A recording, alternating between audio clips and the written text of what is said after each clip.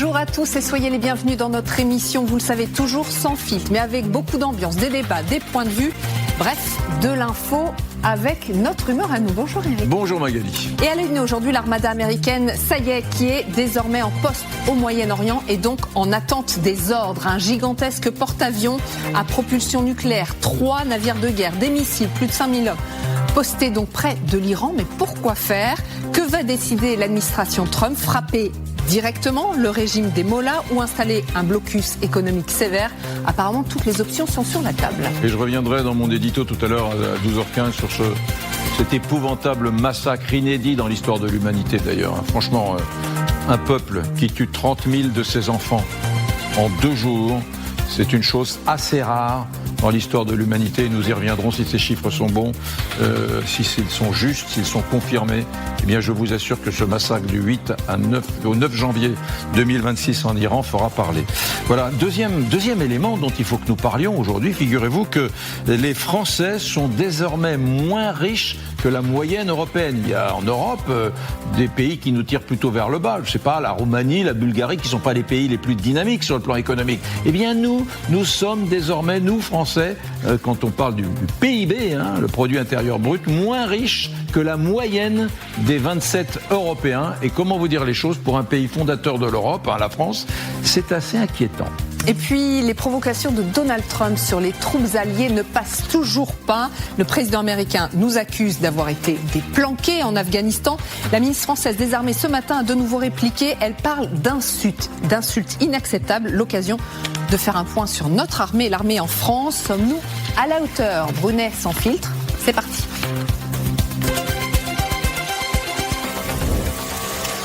Beaucoup de débats, donc les amis, dans notre émission, mais tout de suite, on fait le tour de l'information. Il faut que nous vous parlions d'un drame à Oman. 3 touristes français se sont noyés et 2 autres ont été blessés dans le naufrage d'un bateau. Donc à Oman, le navire qui transportait 25 personnes a chaviré alors qu'il se trouvait à 5 km environ du port. Aucune explication n'a été donnée par les autorités pour l'instant. Pourquoi ce navire a-t-il chaviré? L'enquête a été ouverte. Oui, effectivement, et on y reviendra bien évidemment si on a davantage d'informations à vous faire parvenir. Et puis l'intervention américaine, c'est une question aujourd'hui. Cette intervention américaine en Iran est-elle inévitable? Des moyens militaires colossaux, ça y est, sont arrivés au Moyen-Orient avec un porte-avions, des destroyers, des missiles. Le régime iranien montre des signes de fébrilité. D'ailleurs, l'ayatollah Ali Khamenei s'est mis à l'abri dans un bunker. Les toutes dernières informations à Téhéran avec le correspondant pour RFI et France 24, Siavosh Ghazi. 2 semaines après la fin des manifestations, la situation est redevenue calme. Le grand bazar de Téhéran, d'où est parti le mouvement il y a un mois, a repris son travail, mais les milliers de morts et de blessés ont provoqué un grand choc et une profonde colère dans la société, sans compter les arrestations, plus de 20 000, voire même plus. Le blackout total ou presque de l'Internet rend la vie particulièrement difficile. Désormais, tout le monde est persuadé qu'une intervention américaine est inévitable dans les jours ou les semaines à venir. La bourse de Téhéran a par exemple chuté hier pour la 3e journée consécutive.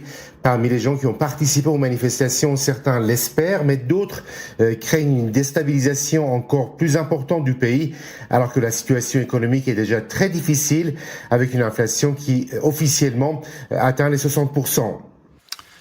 Voilà, à la une également, les amis, une question. Est-ce que Donald Trump doit présenter ses excuses à l'Europe après ses propos tenus sur les troupes alliées? Le président américain a accusé les troupes alliées, notamment, à s'être tenues, loin du front dans la guerre en Afghanistan. Et hier soir, par exemple, sur LCI, dans l'émission de David Pujadas, le général Richoud a réagi avec beaucoup de vigueur. Il a expliqué avoir perdu en Afghanistan 2 compagnons, 2 camarades de combat. Donc la colère s'exprime un peu partout en Europe. Catherine Vautrin, notamment ministre des Armées, parle de son côté d'insultes inacceptables de la part de Donald Trump. Regardez ce reportage de Nancy Rice. Les 90 premiers noms sur cette plaque sont des soldats qui sont morts en Afghanistan.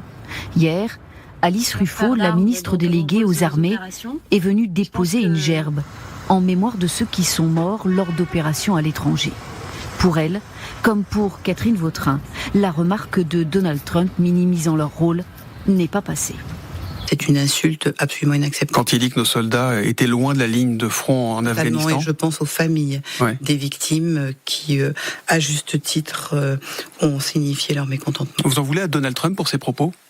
Je pense que rien n'autorise à ne pas respecter la mémoire des victimes. Sur les 3429 morts, un tiers des soldats n'étaient pas américains. Vous savez, ils diront qu'ils ont envoyé des troupes en Afghanistan, ici ou là, et c'est vrai. Ils sont restés un peu en retrait, un peu à l'écart des lignes de front, mais nous avons été très bons envers l'Europe et de nombreux autres pays.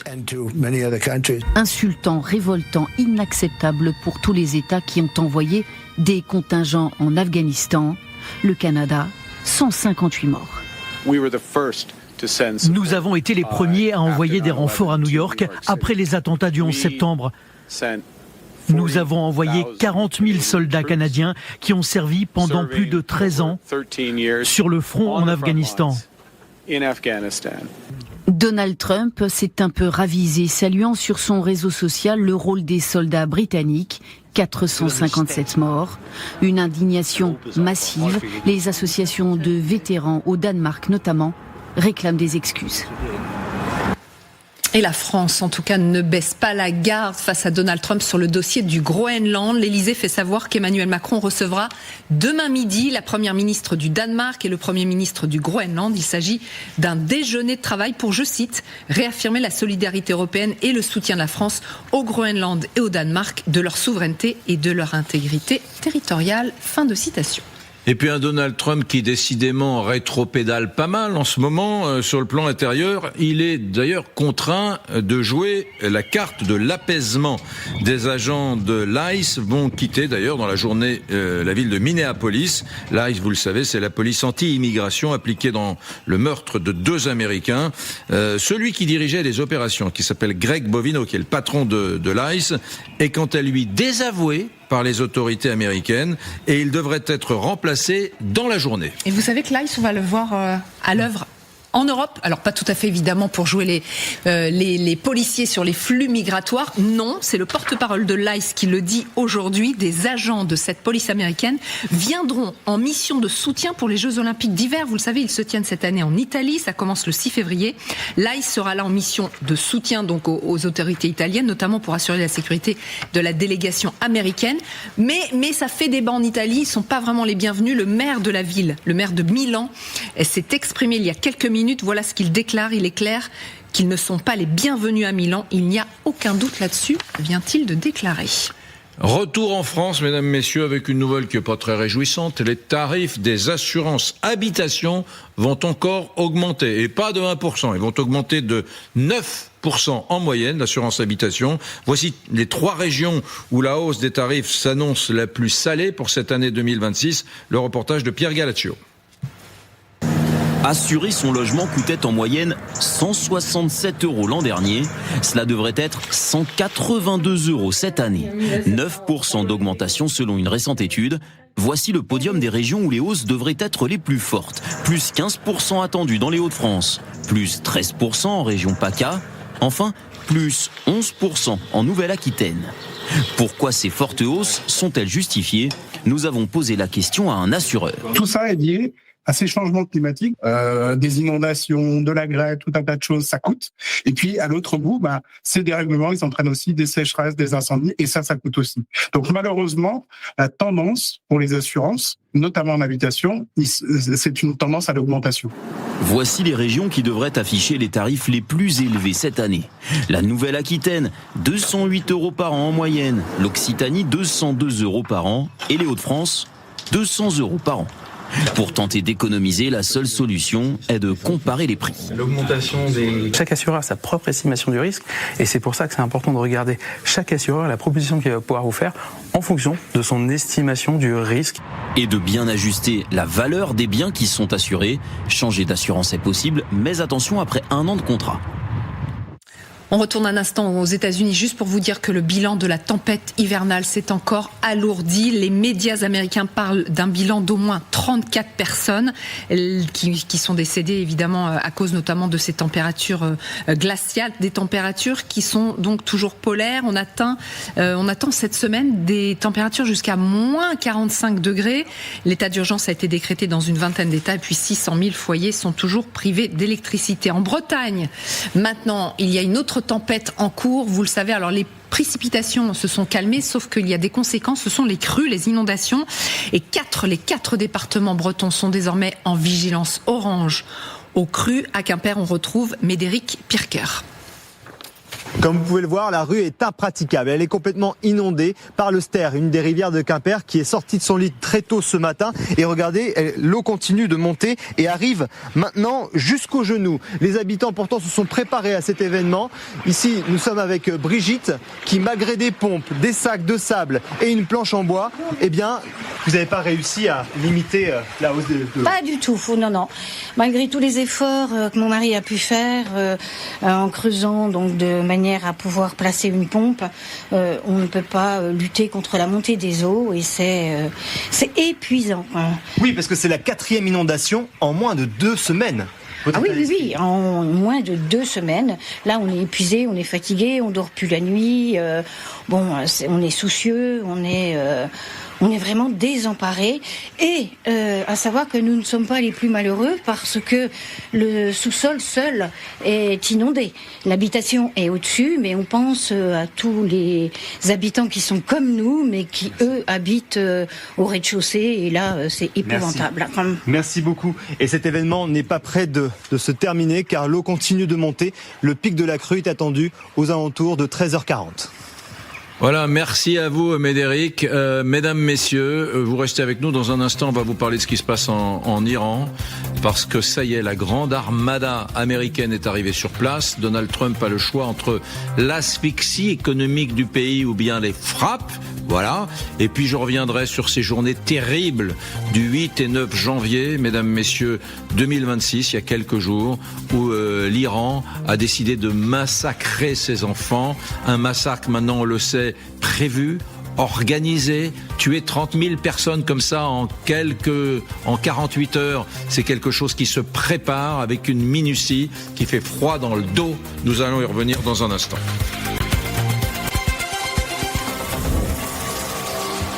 Mesdames, messieurs, bonjour Magali Lunel. Bonjour.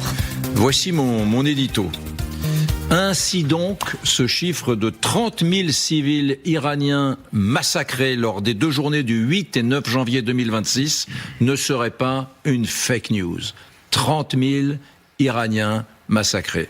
L'ONU, des journalistes anglo-saxons de Time Magazine s'accordent aujourd'hui, après enquête, sur l'idée qu'il y aurait en tout cas des dizaines de milliers de morts. Ce chiffre, qui est au passage 10 fois plus important que celui communiqué officiellement par la République islamique, n'a pas été obtenu au doigt mouillé. Il est le fruit d'enquêtes, de croisements et de communications également avec de hauts responsables du ministère de la Santé iranien qui balancent discrètement des informations.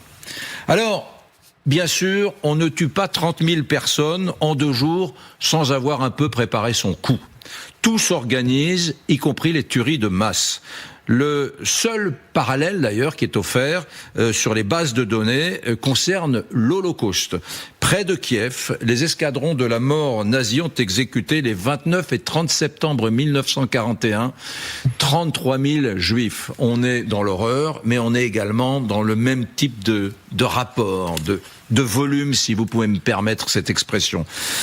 C'est la Shoah par balle et c'est le massacre de Babin Yar. Détail épouvantable. Les historiens savent aujourd'hui que dans cette Shoah par balle, eh bien, elle avait provoqué de très nombreux malaises dans les rangs des soldats de la SS. C'est une des raisons d'ailleurs qui avait conduit le Troisième Reich à opter pour d'autres modes d'exécution de juifs, bien connus des historiens aujourd'hui.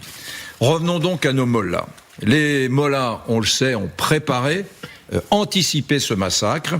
Il y a des techniques qui existent. Par exemple, on nasse la foule dans un endroit et puis on la mitraille. On organise des faits qui peuvent être, par exemple, des incendies. On crée des mouvements de foule, des mouvements de panique. Et là encore, on mitraille. 30 000 morts. Et puis il y a eu aussi ces 100 000 blessés, mesdames, messieurs. Au début, figurez-vous que ces blessés iraniens des journées des 8 et 9 janvier se réfugiaient dans les hôpitaux. Mais là, les pasdaran se sont mis à attaquer certains hôpitaux pour finir le travail. Ces chiffres, donc plus de 30 000 morts et plus de 100 000 blessés, ne tiennent pas compte des milliers de morts iraniens dans les 15 jours, 3 semaines de manifestations qu'il y a eu dans 4000 localités iraniennes.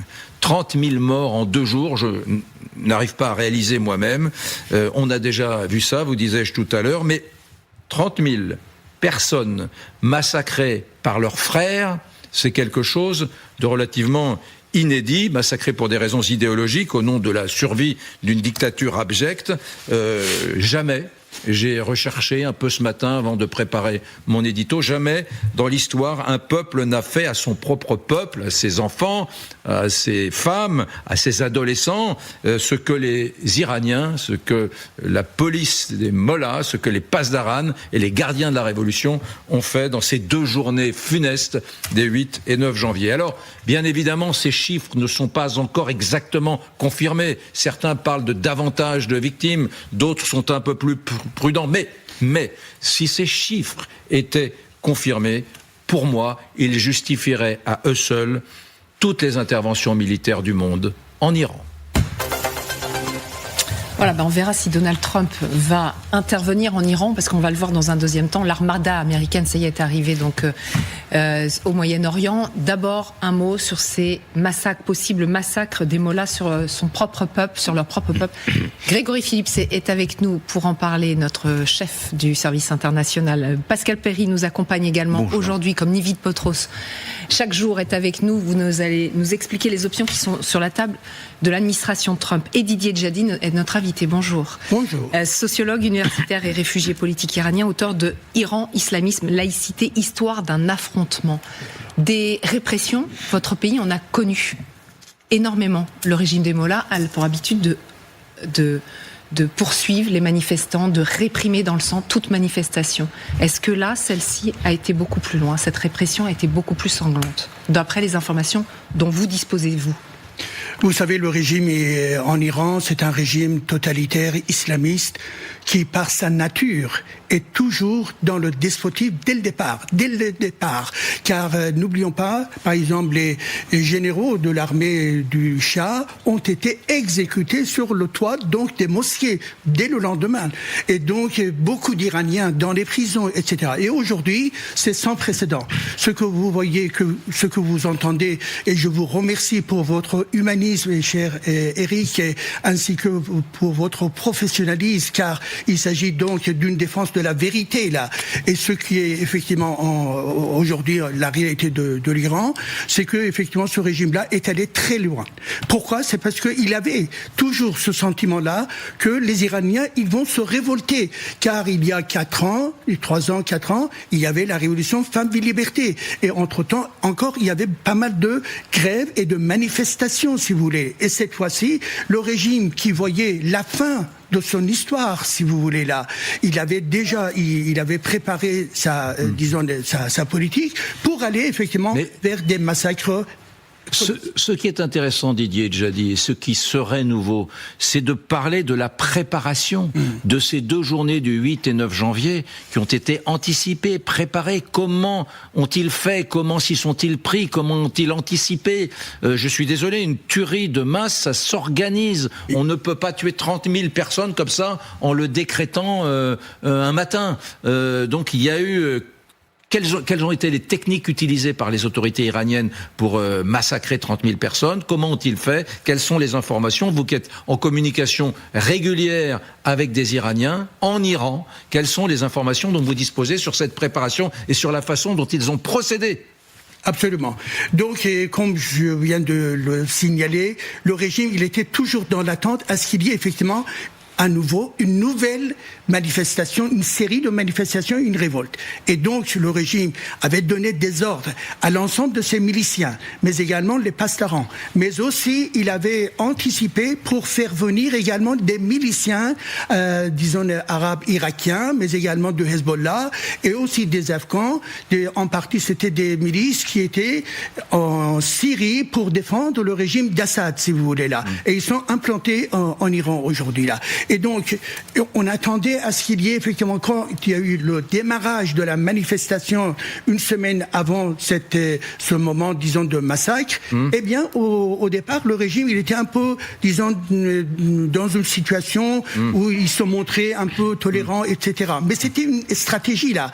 Et il attendait, disons, la déclaration de Khamenei. Khamenei a dit, eh bien, ça suffit, il faut passer à l'attaque. C'est-à-dire, ces gens-là sont des gens contre la République, contre l'islam, et donc par conséquent il faut se préparer. Et immédiatement toutes les consignes qu'on a entendues, si vous voulez là, il a demandé qu'on utilise à la fois des drones pour identifier effectivement l'ensemble des territoires là où il y a des manifestations, etc. N'oublions pas 400 endroits, villes, petites villes, grandes villes, ont été effectivement dans les manifestations là. Un deuxième point. Donc les drones, mais également des mitraillettes qui ont été donc sollicitées et demandées et mises à la disposition de ces, disons, à la fois des milices, mais également les gardiens de la Révolution, et des fusils de chasse également, des couteaux également, et donc tous les moyens étaient effectivement nécessaires pour réprimer donc ces manifestations. Et n'oublions pas, il y avait à la fois des gens d'en face qui tiraient directement pour uniquement tuer. Tout individu dans la rue, il fallait les tuer. Il ne s'agit pas, disons, de faire fuir les gens. Non, dès qu'ils voyaient effectivement un seul individu qui marchait sur le trottoir, il fallait les tuer. Il y avait des gens qui étaient à l'intérieur donc de la manifestation, de la foule, qui tiraient dans le dos également là. Et on a constaté qu'un certain nombre d'entre eux, ils avaient le tchador, si vous voulez, ce qu'on appelle le hijab intégral, ce qui est effectivement fréquent dans les défenseurs du régime, et que ces gens-là, pour à la fois se cacher, mais également cacher leurs armes également. Et aussi, dans le parcours, on a vu à plusieurs reprises sur les toits des mosquées, dans les endroits là où il y avait les sièges des bassiges, ces éléments-là, armés, étaient bien positionnés pour tirer directement sur la population. Donc, pour le régime, la chose était claire. Il faut tuer absolument tout pour arrêter ce mouvement. D'où notre question. Que va faire Donald Trump ? Vous vous souvenez, au tout début du soulèvement des Iraniens, il avait dit que surtout ce régime ne réprime pas son peuple. C'est fait. Même si les bilans, c'est difficile de les tirer, il y a des sources qui parlent de 30 000, même l'ONU parle de toute façon de plusieurs dizaines de milliers de victimes probables. Je voudrais juste, avant de parler de Trump, rebondir sur ce que vous disiez, Didier. C'est important de décrire ce qui s'est passé. Vous avez raison, les 8 et 9 janvier. Il y a eu plusieurs jours de manifestation, mais ce jour-là, c'était vraiment le massacre. Et il y a nos confrères du Washington Post qui ont fait une enquête très pointue sur ce qui s'est passé dans la ville de Rasht, sur les bords de la mer Caspienne. Un marché incendié, dans lequel les manifestants se sont réfugiés. Le feu gagne ce marché. Les gens, évidemment, sont par dizaines, par centaines dans ce marché. Et quand ils fuient les flammes, ils se font tirer dessus et abattre. Voilà ce qui s'est passé le 9 janvier dans cette seule ville de Rasht. Et je trouve ça très important de bien décrire, malheureusement, avec toute l'horreur que ça peut provoquer, ce que le régime a fait ce jour-là dans cette ville. Il y a autre chose d'important. On commence à avoir des témoignages. Il y a eu le blackout. On avait peu d'infos. On commence à voir les visages des gens qui ont été tués. 30 000 personnes, au moins. Et c'est important aussi de montrer ces visages des jeunes gens, des jeunes femmes qui ont été tués par d'autres Iraniens.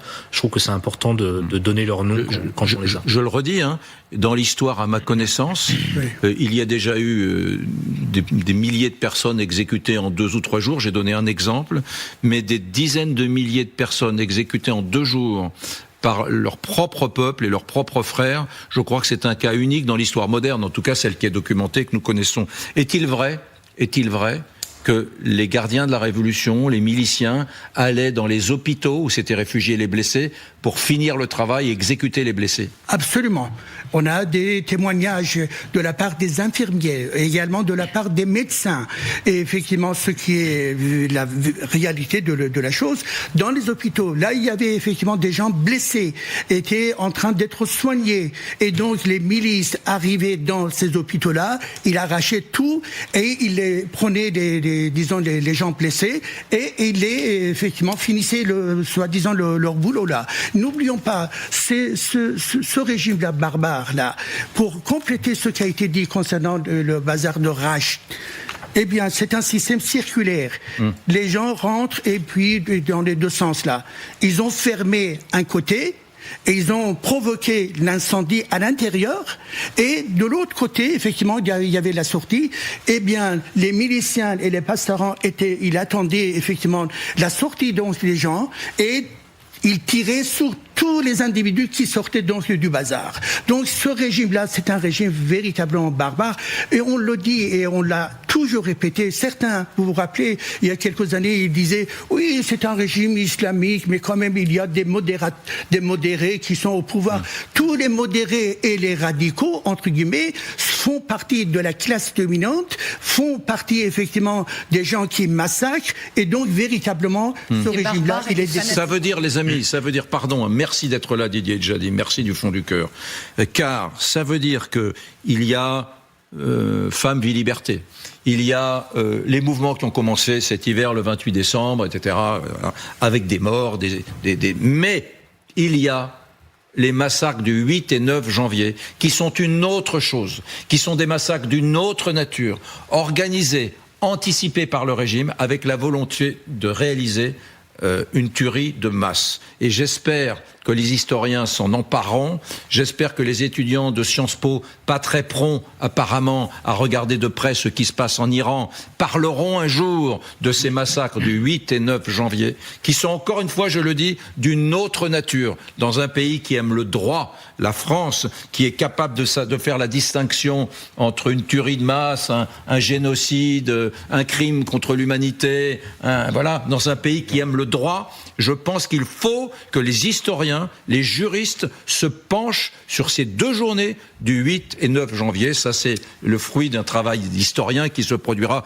dans les prochaines semaines, les prochains mois, les prochaines années. Mais vraiment, il faut comprendre que ce qui s'est déroulé à huis clos en Iran, ces deux journées, était d'une nature tout à fait unique et singulière. Donc la ligne rouge édictée par Donald Trump, clairement, est franchie. Que va faire l'administration Trump ? En tout cas, on le sait que le gigantesque navire américain, l'USS Abraham, ça y est, Abraham Lincoln, est posté au Moyen-Orient. Il est en attente avec tous ces moyens extrêmement importants. Pourquoi faire, Nivine Potros ? Il y a plusieurs options sur la table. Alors la première, la plus évidente, c'est évidemment de frapper le territoire iranien. Et pour ce faire, les États-Unis disposent donc de l'US Abraham Lincoln qui vient d'arriver au Moyen-Orient avec toute son escorte. On parle là de 5600 hommes, 80 avions et hélicoptères, 3 destroyers, 1 sous-marin d'attaque. Autant dire que si Donald Trump voulait viser le territoire iranien avec ce porte-avions, eh bien, il aurait largement de quoi faire. Ce géant des mers, je le rappelle, il est capable de tirer jusqu'à 120 missiles par jour. D'un point de vue symbolique, attaquer l'Iran depuis l'US Lincoln ne serait pas non plus anodin. Et on sait que Donald Trump est attaché au symbole. Pourquoi ? Parce que c'est depuis ce porte-avions qu'en mai 2003, George Bush avait annoncé la fin de la guerre en Irak avec cette banderole mission accomplie. Et ce discours qui était entré dans les annales, si Donald Trump décide d'en faire autant, bien lui aussi il pourrait marquer l'histoire, abattre donc le régime des Mollahs depuis ce porte-avions, même si pour l'heure, eh bien, selon des sources proches du dossier, le président américain n'a pas encore décidé. Aux médias Axios, ces dernières heures, il a déclaré bien que nous avons une importante armada près de l'Iran, plus importante que celle du Venezuela, sans pour autant confirmer qu'une attaque était imminente. Alors, il y a l'option militaire, il y en a une autre ? Alors, cette option, elle consisterait à asphyxier économiquement le régime des Mollahs. Comment ? Eh bien, tout simplement en imposant un blocus maritime autour, vous le voyez, du détroit d'Ormuz. C'est dans ce couloir maritime que transitent tous les pétroliers iraniens. Si l'Iran ne peut plus exporter son pétrole, la situation évidemment deviendrait intenable pour le régime des Mollahs. On parle là de 20% du pétrole mondial qui passe par ce détroit, jusqu'à 20 millions de barils par jour. Si les États-Unis décidaient de bloquer l'accès au détroit d'Ormuz, bien le régime des Mollahs pourrait peut-être négocier. C'est ce que pense Donald Trump. Toujours aux médias Axios, le président américain a déclaré ceci: les Mollahs veulent conclure un accord, j'en suis certain. Ils ont appelé à plusieurs reprises, ils veulent dialoguer. Pour l'heure, les deux options restent sur la table. Merci Nevin Potros. Pascal Perry, c'est sidérant parce que dans un univers où l'idéologie prime tant les Américains vis-à-vis des Iraniens, les Iraniens anti-américains, en réalité, business is business. Ah oui. Business is business. Le contrôle de l'économie mondiale se fait souvent par l'énergie. Et qu'il n'y a pas d'industrie, il n'y a pas de développement économique s'il n'y a pas d'énergie. C'est un peu l'oxygène. L'énergie, c'est l'oxygène de l'économie. Alors là, on a en plus une situation un peu particulière. En deux mots, effectivement, les hydrocarbures, le pétrole, c'est 80% des recettes d'exportation du pays, et c'est ce qui fait vivre le régime. Parce que l'Iran n'exporte presque rien. Je crois qu'il y a quelques fruits secs, mais c'est extrêmement symbolique. Ce sont les hydrocarbures qui sont la richesse de ce pays. Et il y a non seulement ce qu'évoque Nevin, c'est-à-dire le détroit d'Ormuz, alors avec des conséquences, des effets de bord. Si vous interdisez le passage du pétrole dans le détroit d'Ormuz, vous interdisez le passage du pétrole des pétromonarchies aussi, qui sont les alliés des Américains. En revanche, sur la côte, juste au-dessus du bateau, à la frontière du Pakistan, vous avez un port qui est très important, qui s'appelle le port de Chabahar. Et c'est un port avec un petit terminal pétrolier qui permet notamment à l'Iran d'exporter une partie des produits bruts ou raffinés, mais les capacités de raffinage de l'Iran sont affaiblies aujourd'hui pour des raisons techniques et technologiques. Donc le pétrole part vers l'Inde, il est raffiné vers l'Inde, et puis il va ensuite vers la Chine. Et ce port est à l'inverse, dans l'autre sens, une voie de passage des importations chinoises vers la Caspienne, vers tous les pays riverains de la Caspienne. Donc il y a une espèce de double strangulation possible. Il y a l'assèchement financier du régime iranien. Deux, un mauvais coup porté en même temps à l'adversaire chinois. C'est que ça interdit des relations qui sont des relations mutuellement profitables à l'Iran et à la Chine, ce qui évidemment n'est pas fait pour déplaire à Donald Trump. C'est même son ambition. Grégory, on sait à travers la presse américaine quelle est l'option qui a la préférence du président américain ou pas ? Non, mais en fait, pour aller dans le sens de Nevin, en fait, il y a trois options, et pas deux. Frapper, asphyxier, le blocus, et négocier. Et vous l'avez dit à la fin de votre papier, la négociation est quand même encore sur la table. On sait que malgré cette situation absolument terrible en Iran, il y a encore des canaux de conversation entre Washington et Téhéran, et que Trump l'a dit hier à Axios, les Iraniens veulent négocier, et on peut peut-être discuter avec eux de plein de choses, du nucléaire, non pas d'un changement de régime, mais d'une modification légère du régime, du soutien ou non, vous savez, aux fameux proxys dans la région dont on parle. Donc attention. Attention, mais il avait dit exactement la même chose début janvier.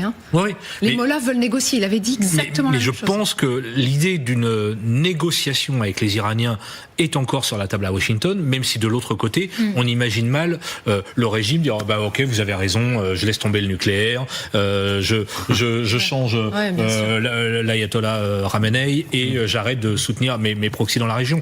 Il faut quand même noter, il y a une information de presse qui est très importante qui a été publiée cette nuit par le New York Times. Les services de renseignement américains considèrent que le régime n'a jamais été aussi affaibli depuis 47 ans.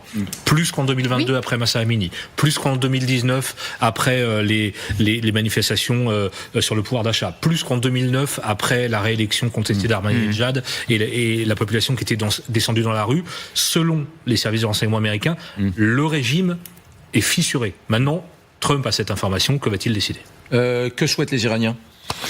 La grande majorité d'entre eux, que ce soit en Iran ou à l'étranger, souhaite l'intervention américaine.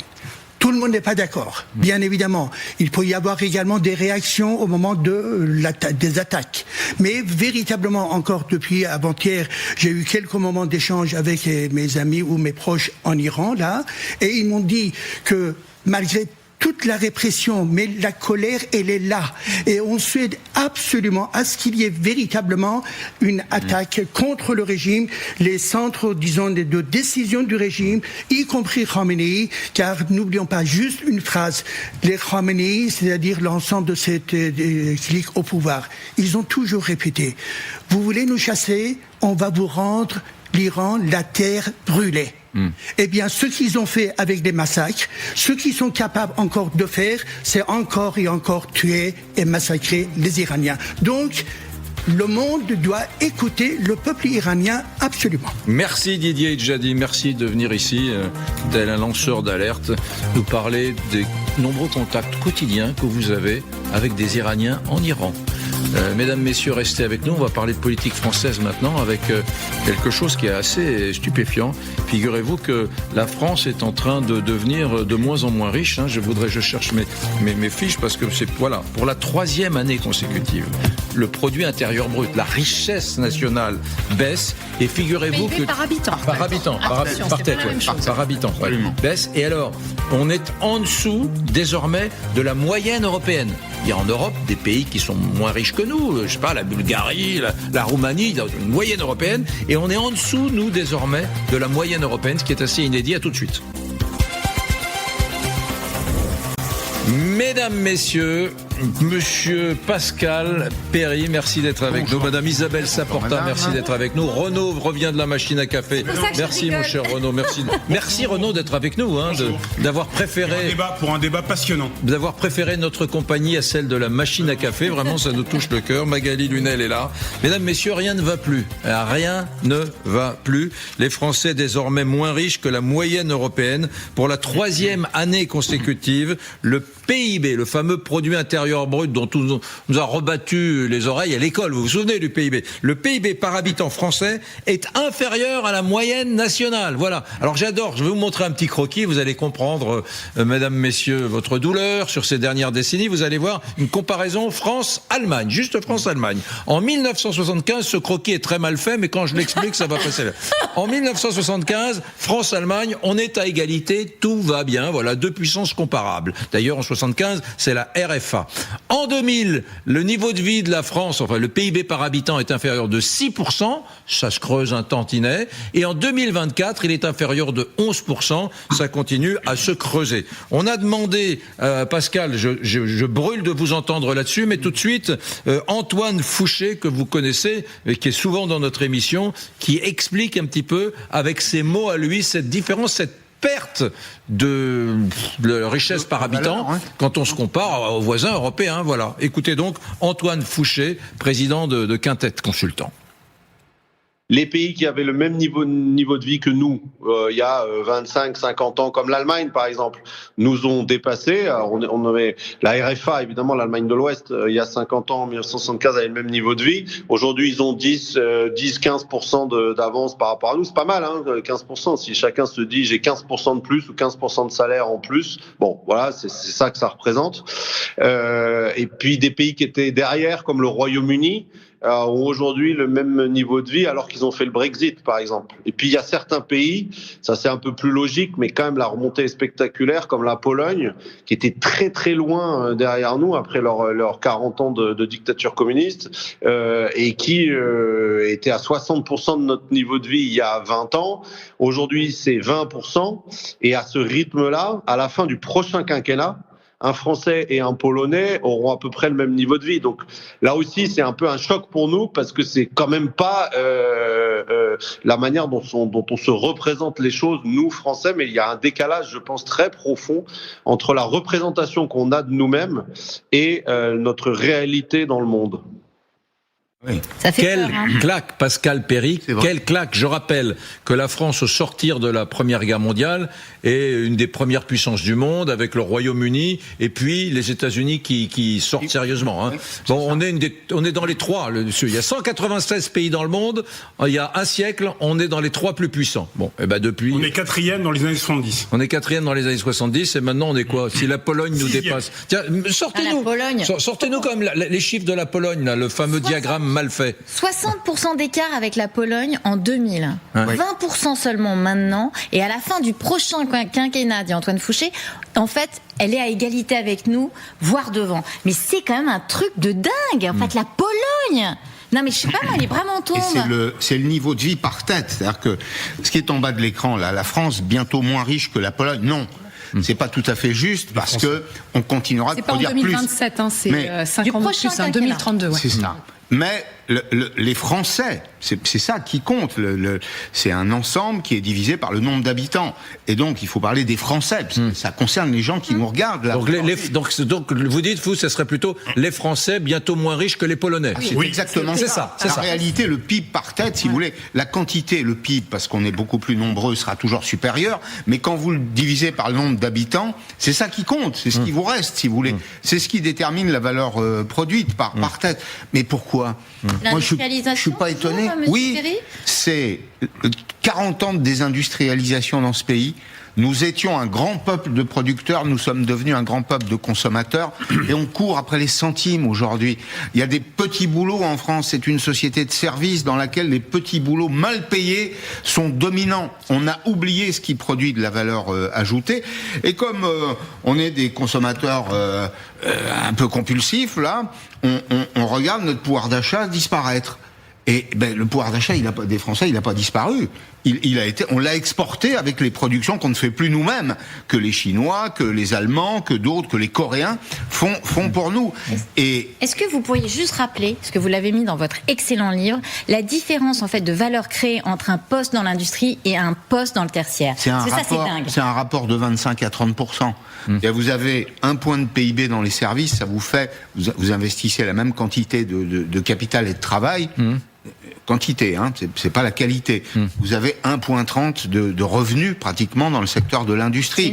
Il y a l'industrie, ça crée de la valeur, c'est de l'innovation, c'est de la productivité, c'est des salaires plus élevés, c'est des ouvriers hautement qualifiés, c'est des agents de maîtrise, c'est des cadres, c'est un écosystème qui produit de la valeur qu'ensuite on peut répartir. Nous en France, on a choisi la société du loisir et des temps libres, du temps libre. On a une société de services. Mais dans une société de services, on crée plus de valeur, ou très peu. On a des petits boulots qui sont mal payés. Mais est-ce que vous pouvez m'expliquer, parce que, pardon, j'essaye de toujours aussi voir le verre à moitié plein. Oui. On reste une grande puissance malgré tout. Des économistes disent le PIB par habitant n'est pas représentatif, il faut prendre le PIB. Ça montre la puissance, la solidité d'une économie réelle d'un pays. Or là, on est deuxième au niveau européen. Oui, l'Allemagne, certes, mais on est deuxième. Mais c'est lié à la quantité de production, enfin à la quantité de la population. Donc on reste fort. Bien sûr, non, mais on reste fort. Mais imaginez que, regardez, prenez la France d'aujourd'hui. Prenez la France dans 15 ans. Dans 15 ans, il y aura plus de 65 ans que de moins de 25 ans. Ouais. Qui va produire ? Où sont les actifs ? Ça veut dire qu'on s'appauvrit.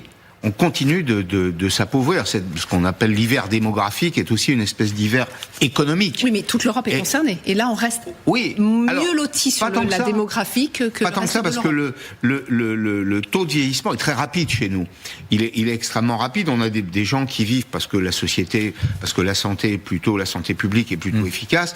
On a des gens qui vieillissent beaucoup plus longtemps aujourd'hui. Et donc, nous sommes une société dans laquelle on va consommer de plus en plus de prestations sociales, d'assurance sociale, et produire de moins en moins de valeur. C'est-à-dire que la richesse par habitant, elle a du sens, là.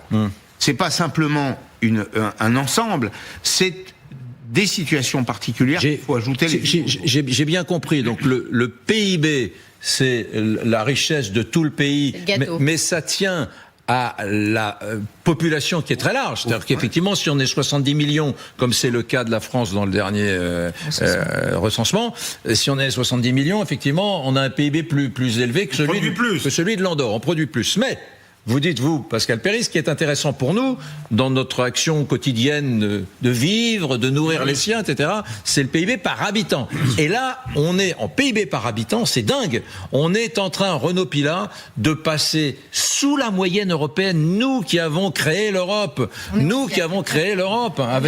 avec les Allemands, voilà, on est 11e, donc on est sous la moyenne européenne. On se rapproche de pays moins riches que nous, je sais pas, la Roumanie, la Bulgarie, l'Espagne, voilà. Et donc, la perspective, c'est que la Pologne, dont on riait bien quand elle est rentrée dans l'Union européenne, la Pologne pourrait avoir un PIB par habitant plus élevé que le nôtre dans quelques années. Aura si elle continue sa trajectoire. Et ça, pardon de le dire comme ça, Renaud, mais c'est carrément flippant, parce que là, on comprend, même quand on n'est pas économiste, ce qu'est le déclin français. Pardon de revenir sur des trucs qui font peur aux gens, mais l'homme malade de l'Europe, c'est bien, c'était la formule qu'on utilisait il y a 100 ans pour la Turquie, pour l'Empire ottoman, et bien maintenant, le nouvel homme malade de l'Europe, c'est la France.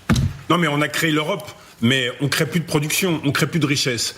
On n'a pas créé l'Europe pour la production, on a créé l'Europe pour maintenir la paix. Donc on sortait de deux guerres civiles atroces, 14-18 et 39-45. C'est pas vrai ce que vous dites. C'est passé par la communauté d'acier, en fait. C'était un but, la CECA, c'était un but économique au départ. Mais vous avez raison, j'aime bien l'économie pour la paix. J'aime bien ce que vous venez de dire, c'est-à-dire on est passé par deux guerres civiles. Parce qu'en fait, la Première Guerre mondiale, c'est une guerre civile européenne, même s'il n'y a pas que nous. La Deuxième Guerre mondiale, c'est une guerre civile européenne, même s'il n'y a pas que nous. Elle va creuser des tranchées démographiques dans cette Europe terrible. Si nous n'avions pas eu les deux guerres civiles atroces en Europe, nous serions sûrement l'un des premiers continents, parce qu'il n'y aurait pas eu le plan Marshall, et le plan Marshall a été, avec l'OTAN, des instruments de protection, mais de domination américaine sur l'Europe et de soumission américaine sur l'Europe. Les chiffres d'Antoine Fouché, ils sont effectivement extrêmement inquiétants, et on s'enfonce en silence. Tout le monde s'en fout. Tout le monde s'en fout, sauf certains économistes sérieux. Et les hommes et les femmes politiques qui, en off, c'est-à-dire dans les rencontres hors des plateaux médiatiques, vous disent « on ne produit plus ». Le Premier ministre disait encore la semaine dernière, je peux vous le dire devant ses visiteurs, il faut que la fin du quinquennat soit un peu utile, mais enfin il reste 14 mois, et le prochain quinquennat, ça sera évidemment centré sur la production. Mais pourquoi effectivement aujourd'hui la France s'enfonce ? Les raisons sont assez connues. Vous allez en Pologne, ils travaillent énormément, et c'est un pays libéral. Très libéral. C'est un des pays les plus libéraux de l'Europe, avec une jeunesse qui veut travailler. Deuxièmement, vous avez un système... La jeunesse ici aussi, elle a envie de travailler. Le problème, c'est qu'elle n'arrive pas à rentrer dans le monde du travail. Donc pas toute la jeunesse. Vous parlez de la France, là ? Oui, mais on a un problème pour faire ça. Pascal Perry en parlera beaucoup mieux que moi. On a un problème pour faire rentrer la jeunesse dans le monde du travail. On a un problème aussi pour garder, au fond, les seniors dans le monde du travail. Mais donc, le vrai problème, comme le dit Pascal, c'est quoi ? C'est la formation. Pardon, mais là, au lieu de nous faire la énième loi sur les réseaux sociaux, l'interdiction des réseaux sociaux, que ne font-ils pas un grand plan Marshall sur l'éducation, faire en sorte effectivement d'investir dedans. Antoine Fouché dit à longueur d'interview qu'on met 2 fois plus d'argent aujourd'hui dans nos retraites que dans notre éducation. On met 14% du PIB dans notre retraite, 7% dans l'éducation. Qu'est-ce qu'on fait ? On fait rien là. Isabelle, je me permets de rebondir. Vous m'avez coupé. Je me permets de rebondir parce que vous avez coupé. Les postes de profs, il y en aura encore moins l'année prochaine. Oui, mais je me permets de rebondir. Attendez, on est en train de... Bon, soyons, s'il vous plaît. Oui, là je parle du travail. Parce que sans travail, il n'y a pas de production. Sans production, il n'y a pas de richesse par habitant. Il n'y a pas de richesse par Français. Je ne suis pas du tout d'accord avec vous, Isabelle. Une grande partie de la jeunesse veut travailler, mais il y a une petite partie de la jeunesse, et qui est non négligeable, qui a un rapport au travail qui est totalement différent d'il y a 30 ou 40 ans. Je demande la parole. Discutez avec des artisans, ils trouvent plus de jeunes. Discutez avec des hôpitaux publics. Enfin, c'est des faits. Non, pas d'insultes sur le plateau. Ce sont des faits, Isabelle, des faits. Je demande la parole. Si vous êtes contre les faits, les hôpitaux ne veulent plus, les infirmières, les infirmiers, on peut les comprendre, ne veulent plus travailler la nuit et ne veulent plus travailler le week-end. Dans la gendarmerie, j'ai discuté avec un officier de gendarmerie il y a 1 mois et demi qui m'expliquait qu'il y a 30 ou 40 ans, les jeunes gendarmes, il restait 15 ou 20 ans. Aujourd'hui, le jeune gendarme, il considère au bout de 2-3 ans comme un emploi dans le privé. Ça lui convient pas, il s'en va. Donc le rapport de la jeunesse a changé. Je demande la parole. Pascal Perry. Mais si ça a à voir. Pour moi, ça n'a rien à voir. Je demande la parole. Pascal Perry. Effectivement, vous expliquez qu'un emploi industriel, c'est très important et c'est capital et que nous en avons de moins en moins. Il y a un phénomène dont il va falloir parler. c'est la fuite des cerveaux. Les jeunes qui font des écoles d'ingénieurs en France, c'est un sujet de col blanc, là, je suis désolé. Mais moi, autour de moi, comme je suis un col blanc, j'ai des enfants de col blanc qui ont l'âge de mes enfants. Voilà. Et je les vois, ces gamins qui ont 20 ans, 22 ans, 23 ans, qui ont fait des écoles d'ingénieurs à Lille, dans le sud, dans le sud-ouest, dans l'ouest de la France, en région parisienne, à Clermont-Ferrand. Il y en a partout des écoles d'ingénieurs, des petites, des grandes. Ils s'en vont tous. Ils s'en vont tous pas parce qu'ils sont déclinistes, etc. Non. C'est simplement, aujourd'hui, le discours va chercher le bonheur en dehors de la France est un discours qui passe très bien chez les gamins. Ils partent tenter l'aventure ailleurs. Ils restent pas en France. Et par ailleurs, les Américains les aspirent complètement. La Silicon Valley les aspire complètement. Il n'y a plus un seul gamin ingénieur qui reste en France. C'est pas vrai. Ils sont mieux payés. C'est pas franco-français. Hein. Non. Mais j'avais fait le compte il n'y a pas très longtemps dans l'émission de David Pujadas des 5 ou 6 derniers prix Nobel français de physique. Vous en avez 90%. Il doit y en avoir 5 sur 6 ou 6 sur 7 qui travaillent à l'étranger. Ils sont plus là. Alors qu'ils ont été formés dans les universités françaises. C'est d'ailleurs ce qui est un peu rageant. Alors ça, c'est les conditions d'études, c'est les conditions de recherche aussi. C'est la propension, c'est le goût d'une société à produire de l'innovation. Et nous, il faut dire quand même très clairement que notre débat économique et social, c'est la retraite à 62 ans ou à 60 ans. Enfin, je veux dire, un truc qui est... On a privilégié le loisir, faut le dire. Un truc du 19e siècle. On n'est pas paresseux, mais on a privilégié le loisir. Et on a un appareil de formation qui est complètement défaillant. On a abandonné, c'est pas agréable ce que je veux dire, on a abandonné les mathématiques et les sciences dures. Bien sûr.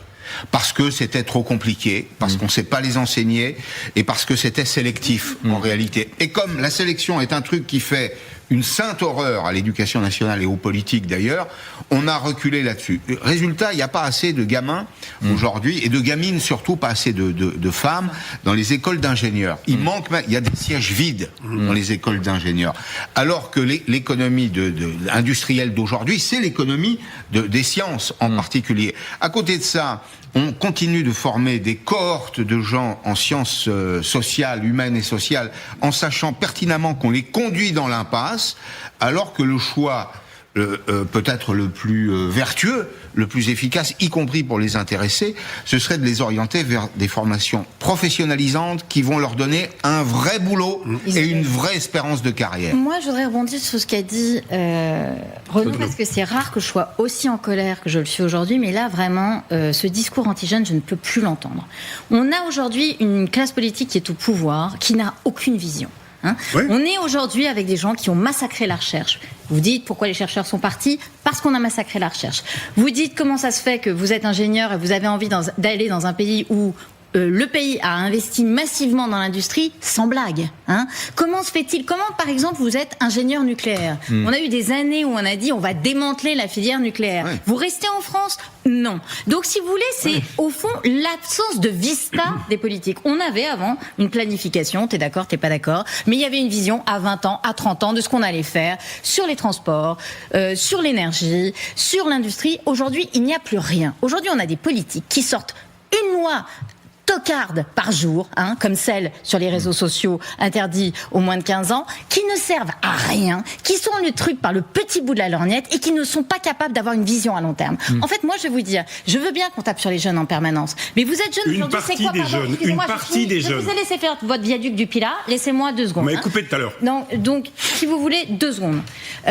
Comment vous voulez, aujourd'hui, quand vous êtes jeune, que vous n'avez pas la formation qu'il faut avoir, que vous n'avez pas d'espoir, que la seule espoir qu'on vous donne, c'est d'avoir le repas à 1 euro, le bol, mais que vous êtes bon pour payer les retraites, comment voulez-vous que ça marche, en fait Ça ne peut pas marcher. Et vous additionnez à cela le fait que, je suis désolé de le dire comme ça, quand vous sortez d'une école d'ingénieur, vous avez 24 ans, vous avez le monde devant vous, les boîtes les plus sexy, elles ne sont pas en France, vous les bossez quoi ? Il y en a un peu, Eric. Mais qui est susceptible d'employer des ingénieurs. Mettons une statue en or à Arthur Munch qui reste en France. Bien qu'il ait ouvert des locaux à Lausanne. Oui, mais enfin, il reste en France. Il reste en France. Mesdames, messieurs, dans un instant, figurez-vous qu'il y a des collectivités territoriales, je crois que c'est la région Auvergne-Rhône-Alpes, qui font le choix pour lutter contre l'absentéisme, d'installer les 6 jours de carence. Est-ce que c'est un scandale ou pas ? À tout de suite. Magali Lunel, Éric Brunet. Mais que fait le patron de la région Rhône-Alpes, Laurent Wauquiez, que vous connaissez bien? Laurent Wauquiez, il est député. Ah, il est député maintenant, c'est ça. C'est Fabrice Panecouche. Oui, si ce n'est vous, c'est donc votre frère. Exactement. C'est un peu... Voilà. Comment un journaliste qui vient de faire une erreur se rattrape aux branches. En tout cas, il y a ce qu'on appelle là-bas, ce qu'ils nomment là-bas, un taux d'absentéisme de convenance, dit-on. Ce ne serait pas le seul endroit où il y aurait de l'absentéisme de convenance, cela dit. Et alors, face à ce taux d'absentéisme très élevé dans la région Rhône-Alpes, eh bien, cette région a voté 6 jours de carence pour ses agents. On a autour de la table beaucoup d'intervenants, Isabelle Saporta et Renaud Pila aujourd'hui, qui sont très remontés l'un contre l'autre. J'ai peur que ça ne finisse en pugilat. On va voir. Heureusement, Pascal Perry est là. On regarde tout de suite le reportage qui plante le décor. Gwenaël Védestrin avec Nathan Vacher. Ils ont fait les comptes. Selon les syndicats, l'augmentation des jours de carence pour les agents de la région représente un vrai manque à gagner. Pour un arrêt maladie 10 jours, les conséquences sont énormes, puisque vous perdez entre 223 € et 467 € pour un salaire de 1850 € brut. C'est conséquent. Depuis le 1er janvier, les agents se voient retirer primes et indemnités sur 6 jours au lieu de 3 auparavant. Le salaire de base, lui, n'est pas touché. Une décision dogmatique pour les représentants du personnel. Le problème, c'est que vous allez avoir une grippe et puis derrière, vous n'avez pas de chance, vous allez prendre une gastro. Et alors que ce sont des maladies classiques de l'hiver que tout le monde peut prendre. Et là, on voudrait nous faire croire que les collègues sont en arrêt maladie parce qu'ils n'ont pas envie de faire ci ou ça. Ici, le taux d'absentéisme des agents atteint 9,9%, ce qui est dans la moyenne nationale. Mais c'est déjà trop pour l'exécutif qui veut lutter contre les arrêts abusifs. C'est comme si 700 agents ne venaient pas au travail de toute l'année. Et donc le principe est donner un signal très fort à ceux qui ont pu jouer de cet absentéisme. Eh bien, les règles ont changé. Ceux qui décident d'avoir des arrêts de convenance seront contributeurs sur leur régime indemnitaire. Selon la région, les économies seront reversées aux agents les plus présents. Un premier bilan de la mesure sera réalisé au printemps. Allez, les avis de chacun. Pascal, c'est une mesure punitive ou indispensable? Non, quand on regarde les chiffres quand même de l'absentéisme dans le secteur de la fonction publique, au global, c'est comparable au privé. Mais quand vous rentrez dans le détail, la fonction publique territoriale, c'est ce dont on parle, Auvergne, Rhône-Alpes, elle est quand même très élevée et elle a connu surtout une croissance qu'on n'explique pas. Il n'y a pas de phénomène sérieux, rationnel, si vous voulez, pour l'expliquer au cours des dernières années. Moi, je suis favorable à cette idée de porter une appréciation sur la qualité, la quantité et la qualité de travail des fonctionnaires. Parce qu'après tout, bon, ils n'y sont pas opposés d'ailleurs pour la plupart d'entre eux, parce qu'ils font plutôt bien leur boulot. Mais il y a évidemment des gens qui en profitent. Alors, vous savez, les arrêts de travail qui se multiplient le vendredi et le lundi, par exemple. C'est, vous savez, la stratégie du long week-end. Et le jour d'ouverture de la chasse chez moi dans le sud-ouest. Alors là, c'est des records, mon pauvre Pascal. Oui, surtout dans la région d'Auch. Surtout dans la région d'Auch. C'est deux personnes du sud-ouest qui parlent, d'où les accents. Les accents un peu foireux. Auch mieux que Brive. Vous avez raison de préciser, parce qu'on n'a pas forcément reconnu les accents. Voilà, mais c'est qu'on ne se moque pas. Donc je n'ai pas mis les pieds depuis trop longtemps. Bien sûr que si.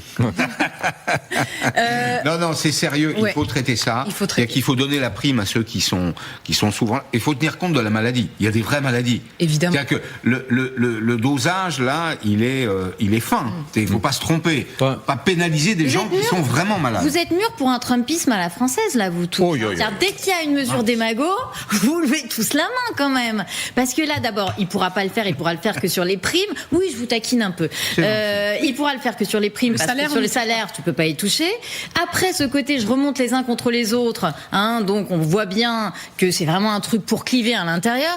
Non, écoutez, moi je suis pour qu'on donne une prime à ceux qui se battent plus. Je trouve que ça c'est formidable, merveilleux. Je suis entièrement d'accord là-dessus. Mais ce truc-là, démago, pour avoir l'air d'être plus à droite que la droite, plus trumpiste que trumpiste, et qui finalement sera sur des sommes qui seront pas énormes parce que ça doit être un quart de leur salaire à peu près les primes. Donc je trouve c'est démago, ça envoie un signal délétère. On a l'impression que tout le monde est tiré au flanc. Je trouve ça horrible. Isabelle, juste un truc.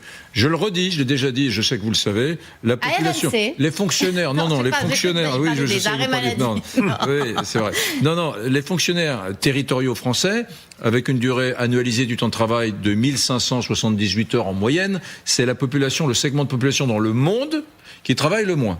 sur une durée annualisée à temps plein. Hein. Bon. Et c'est aussi la population dans le monde qui a le plus fort taux d'absentéisme. C'est documenté ce que je dis, je ne l'invente pas. Donc il faut faire quelque chose. Quand on est la population du monde qui bosse le moins et qui est la plus absente pour maladie, je pense qu'il y a peut-être des correctifs. C'est ce qu'essaie de faire le copain de Vauquier en Rhône-Alpes. Isabelle, vous parlez de démagogie. Expliquez-moi, donnez-moi une explication, puis je la prendrai. Pourquoi cette fonction publique est particulièrement absente? Vous savez bien qu'en fait c'est un peu, alors là je vais pas me faire des amis, c'est un peu des faux jobs qui ont été créés avec des gens qui sont hors du système, qu'on essaye de les remettre dedans. Donc moi, c'est des fonctionnaires de catégorie C. Ils se disent je suis pas assez payé, je vais prendre des jours. Oui, mais parce que je pense, c'est pas normal. Mais parce que je pense qu'on n'est pas capable de créer de vrais jobs là-bas. Il y a de temps en temps des vrais jobs et les gens sont très contents d'être dedans, et sinon il y a toute une kyrielle de faux jobs et les gens s'ennuient mortellement. Et quand vous ennuyez mortellement, vous êtes en arrêt. Bon, Renaud, voilà. alors c'est fini. Okay. Une seconde, Renaud, vous êtes capable ou pas? Non, moi je constate qu'il y a, je constate, mais c'est pas une surprise, qu'il y a aucun libéral en France. Il n'y a aucun libéral en France. Pascal Perry. Il faut revoir entièrement, de fond en comble, la gestion des ressources humaines chez les fonctionnaires. La notion de ressources humaines, ils sont maltraités, pas punis quand ils travaillent pas. Pas récompensés quand ils travaillent. Il faut revoir le statut du fonctionnaire dans les collectivités locales. Il y a des maires qui vous disent tout le monde travaille très bien. Il y en a 2 qui sont toujours absents. Il y en a 2 qui foutent rien. Je ne peux rien faire. Ils sont dans un bureau à rien faire parce qu'ils sont pas contents. Vous ne pouvez pas vous en séparer. Il faut faire reset. Il faut revoir tout le statut des fonctionnaires. J'espère que ça sera fait avant que je sois dans la retraite XXL à 95 ans. On s'en d'accord. Pourquoi le monsieur qui s'occupe de l'entretien des jardins de Pithiviers a le statut de fonctionnaire à vie? C'est un autre débat, parce que c'est une obligation. Bon, mesdames, messieurs, restez avec nous. Nous allons revenir sur l'Iran et avec ce qui se passe, ces terribles journées funestes du 8-9 janvier 2026, ce massacre à huis clos. On va revenir aussi sur l'armada américaine. Elle est là. Que vont faire les Américains? C'est peut-être dans les prochaines heures ou les prochains jours. Nous serons avec Mayar Monchipour, ce champion, ce boxeur, ce champion franco-iranien qui reviendra sur la tragédie que vit son pays d'origine. Il est avec nous dans une poignée de secondes. Restez là. À tout de suite. Bonjour les amis, je suis avec Magali Lunel. Autour de la table, il y a Hélène Bollet du service étranger d'LCI TF1. Bonjour Hélène. Isabelle Saporta, Renaud Pila, merci d'être avec nous. Nivine Potros, de la rédaction d'LCI. Nous sommes également en Skype, enfin en tout cas comment dit-on, en visioconférence. En visioconférence. Vidéosurveillance. Avec Mayar Monchipour, champion du monde de boxe français que vous connaissez bien. Il est d'origine iranien. Bonjour Mayar Monchipour et merci d'être avec nous. Je voudrais également saluer notre autre invité qui est le général Bernard Norlin, général d'armée qui est avec nous. Merci mon général d'être avec nous. Mayar Monchipour, on va parler dans un instant avec tout le monde de l'armada américaine. Elle est dans le périmètre au Proche-Orient, pas très loin de l'Iran. Elle est arrivée à destination. Va-t-elle bouger dans les prochaines heures? Va-t-il y avoir une attaque? Les Américains vont-ils jouer l'asphyxie économique ou au contraire les missiles? On en parlera dans un instant. Mais Mayar Monchipour, moi, je souhaite vous parler d'une chose que l'Occident découvre avec la gueule de bois, les massacres organisés et anticipés par les mollahs, par la République islamique d'Iran du 8 et 9 janvier. Sur 2 jours, selon l'ONU, selon des journalistes anglo-saxons qui ont travaillé le sujet, selon également des hauts fonctionnaires du ministère de la Santé iranien qui ont transmis de façon confidentielle des informations, il y aurait eu un massacre organisé, anticipé des mollahs et de leurs bras armés contre des populations civiles.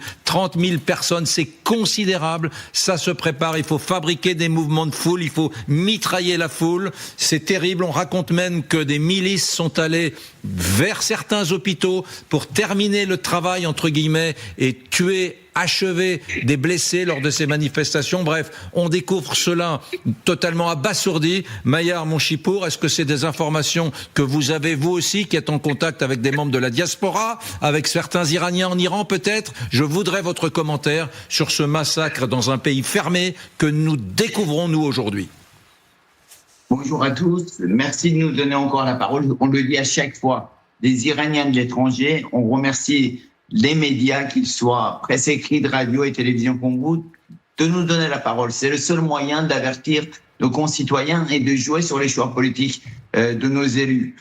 C'est inimaginable, même si on l'imaginait. On connaît les mollahs, on connaît les religieux, on les connaît. Vous savez, Khalkhali, le procureur général, juste après Khomeini, c'est des gens, et quelques-uns d'autres, ils ont exécuté leur propre fils qui était opposant. Donc, quand on exécute la chair de sa chair, qu'est-ce qu'on s'en contrefiche des autres? On s'en doutait qu'ils allaient tuer jusqu'au dernier pour rester au pouvoir, et là, cette voix qui est particulière, la voix des Iraniennes dans un monde arabe-musulman qui ne parle pas comme nous est particulier. Nous, déjà, je vous fais un constat. Le début de l'effilochement de ce régime, le début, le fait de leur avoir coupé les jambes, c'est la guerre des 12 jours. Donc, au contraire de ce qu'on entend, tous les Iraniens, sauf quand ils sont dépendants du régime, remercient Israël. Deuxièmement, aujourd'hui, j'ai un peu grâce à Internet quand elle n'est pas coupée, grâce à Instagram, on voit ces scènes de massacres. Heureusement qu'Internet existe, sinon ça aurait été nié. Puisqu'il y en a quelques-uns qui le nient encore. On le sait, le fameux docteur de Sciences Po qui n'a honte de rien. Mais on comprend mieux où en est le Sciences Po aujourd'hui. Il y a un massacre de masse et vraiment la seule solution, parce que sinon ils vont rester au pouvoir, c'est Trump. Heureusement qu'il a été élu et les Iraniens de l'intérieur, en majorité, pas tous, mais tous de l'extérieur. Mayar Monchipour, vous avez conscience que, comment dire les choses, pour l'humanité tout entière et pour les pays où le droit règne, le droit international, vous avez conscience que il y a une chose, réprimer dans la violence des manifestations, en tuant des manifestants, en blessant des manifestants, c'est une chose. C'est ce qui se passe depuis des années en Iran et on organiser un massacre de masse, si les faits sont confirmés, avec une anticipation, une préparation, de la minutie, mettre le feu dans un bazar en fermant toutes les sorties, en n'en laissant qu'une ouverte pour attendre les victimes de l'incendie qui sortent et les mitrailler là, ça par exemple, si c'était avéré, ce serait des crimes d'une toute autre nature qui pourraient même, sur le plan du droit international, susciter, appeler une intervention militaire beaucoup plus urgente que ceux que nous évoquions avant, qui n'étaient que des répressions sauvages. Là, une tuerie de masse organisée, Mayar Monchipour, vous avez conscience que ça n'est plus du tout la même affaire. Mes chers compatriotes, ils ne savent faire que ça. Ils ont fait ça il y a 1400 ans au milieu du désert de l'Arabie, en tuant, en massacrant les tribus juives. Ils ont fait ça en 79. Ils ont fermé, allez rechercher dans votre temps libre, le cinéma Rex à Téhéran. Ils ont fermé les portes d'un cinéma, ils ont brûlé plusieurs centaines de personnes pour accuser le Shah. Mon papa, il a vu des étrangers, des mercenaires, 79 toujours, tirer sur les gens pour accuser le Shah. Aujourd'hui, ils ont nulle part aller. Je les compare aux nazis, aux dirigeants nazis, pas le petit soldat SS, aux dirigeants nazis qui ont dû fuir, soit se donner la mort comme Adolf Hitler, soit fuir en Argentine. Ils ont nulle part aller, donc ils tueront jusqu'au dernier. D'où encore une fois, les Iraniens sont désarmés. On sait très bien que l'armée, oui, mais que les séparateurs, les gardiens de la révolution ne se retourneront pas contre leurs nourricières, leurs vaches à lait. Donc, ils tueront jusqu'au dernier. Il n'y a qu'une intervention extérieure pour éviter un bain de sang, une piscine de sang, parce que le bain, il est déjà là. Merci. Vous restez avec nous, Mayar Monchipour. Je rappelle que nous allons être extrêmement prudents, que les chiffres parlent de 30 000 morts dans ces 2 journées du 8 et 9 janvier, que c'est un massacre à huis clos, qu'on a peu d'informations, Internet est coupé, mais ces chiffres nous sont communiqués par des hauts responsables du ministère de la Santé qui parlent à des Iraniens de l'extérieur, des journalistes anglo-saxons, on fait des recoupements avec plein d'informations, le nombre de cercueils, etc. Il y a plein d'informations comme ça qui nous reviennent.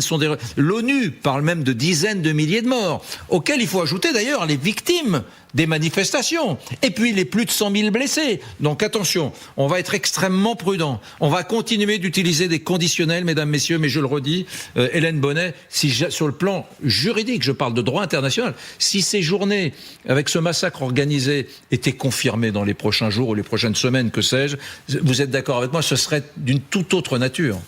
Oui, mais on peut se douter d'ailleurs qu'il va y avoir, il y a peut-être même déjà des plaintes déposées en plus haut lieu devant l'ONU pour gérer ça. Parce qu'effectivement, ce qui est intéressant, le Times regardait un peu en arrière pour voir s'il y avait eu une comparaison, quelque chose auquel on peut comparer un tel massacre, et citait par exemple l'Irak, la Syrie, où il y avait eu un grand nombre de blessés, mais liés à des explosions. Et finalement, ce qui se rapprochait selon eux le plus de ce qu'on a potentiellement vu ces derniers jours, c'était le massacre en 1941 de 33 000 juifs ukrainiens par les nazis, qui ont tiré sur la foule pendant 2 jours, et on arrive à ce bilan-là.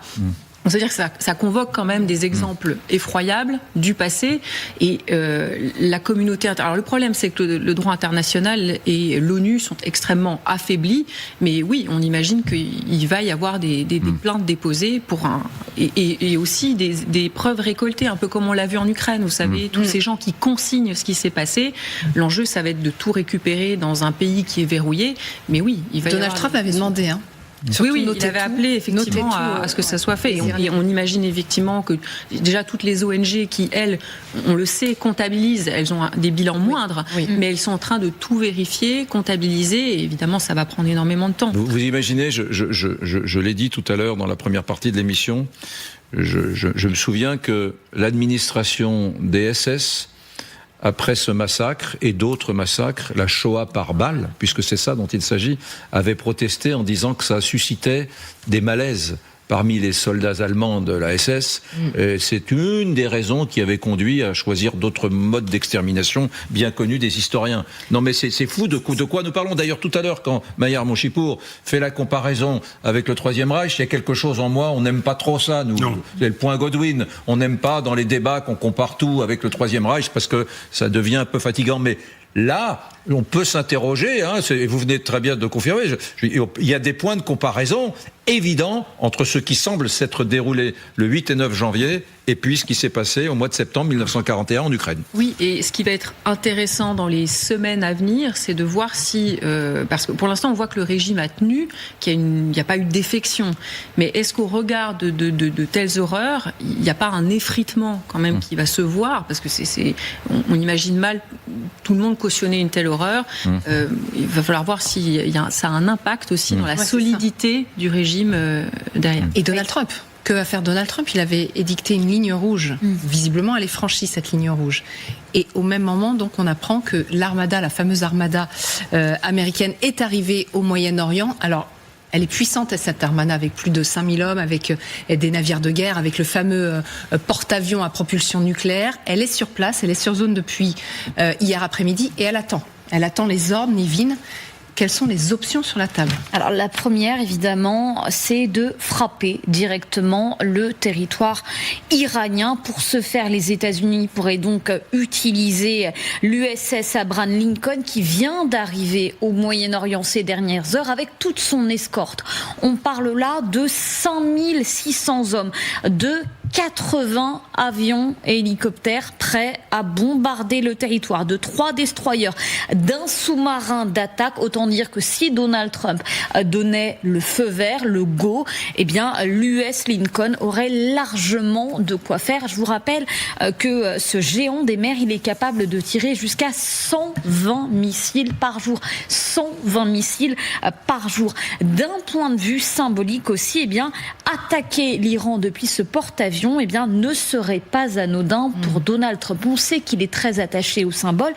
Ce porte-avions, eh bien, de George Bush, on se souvient, oui.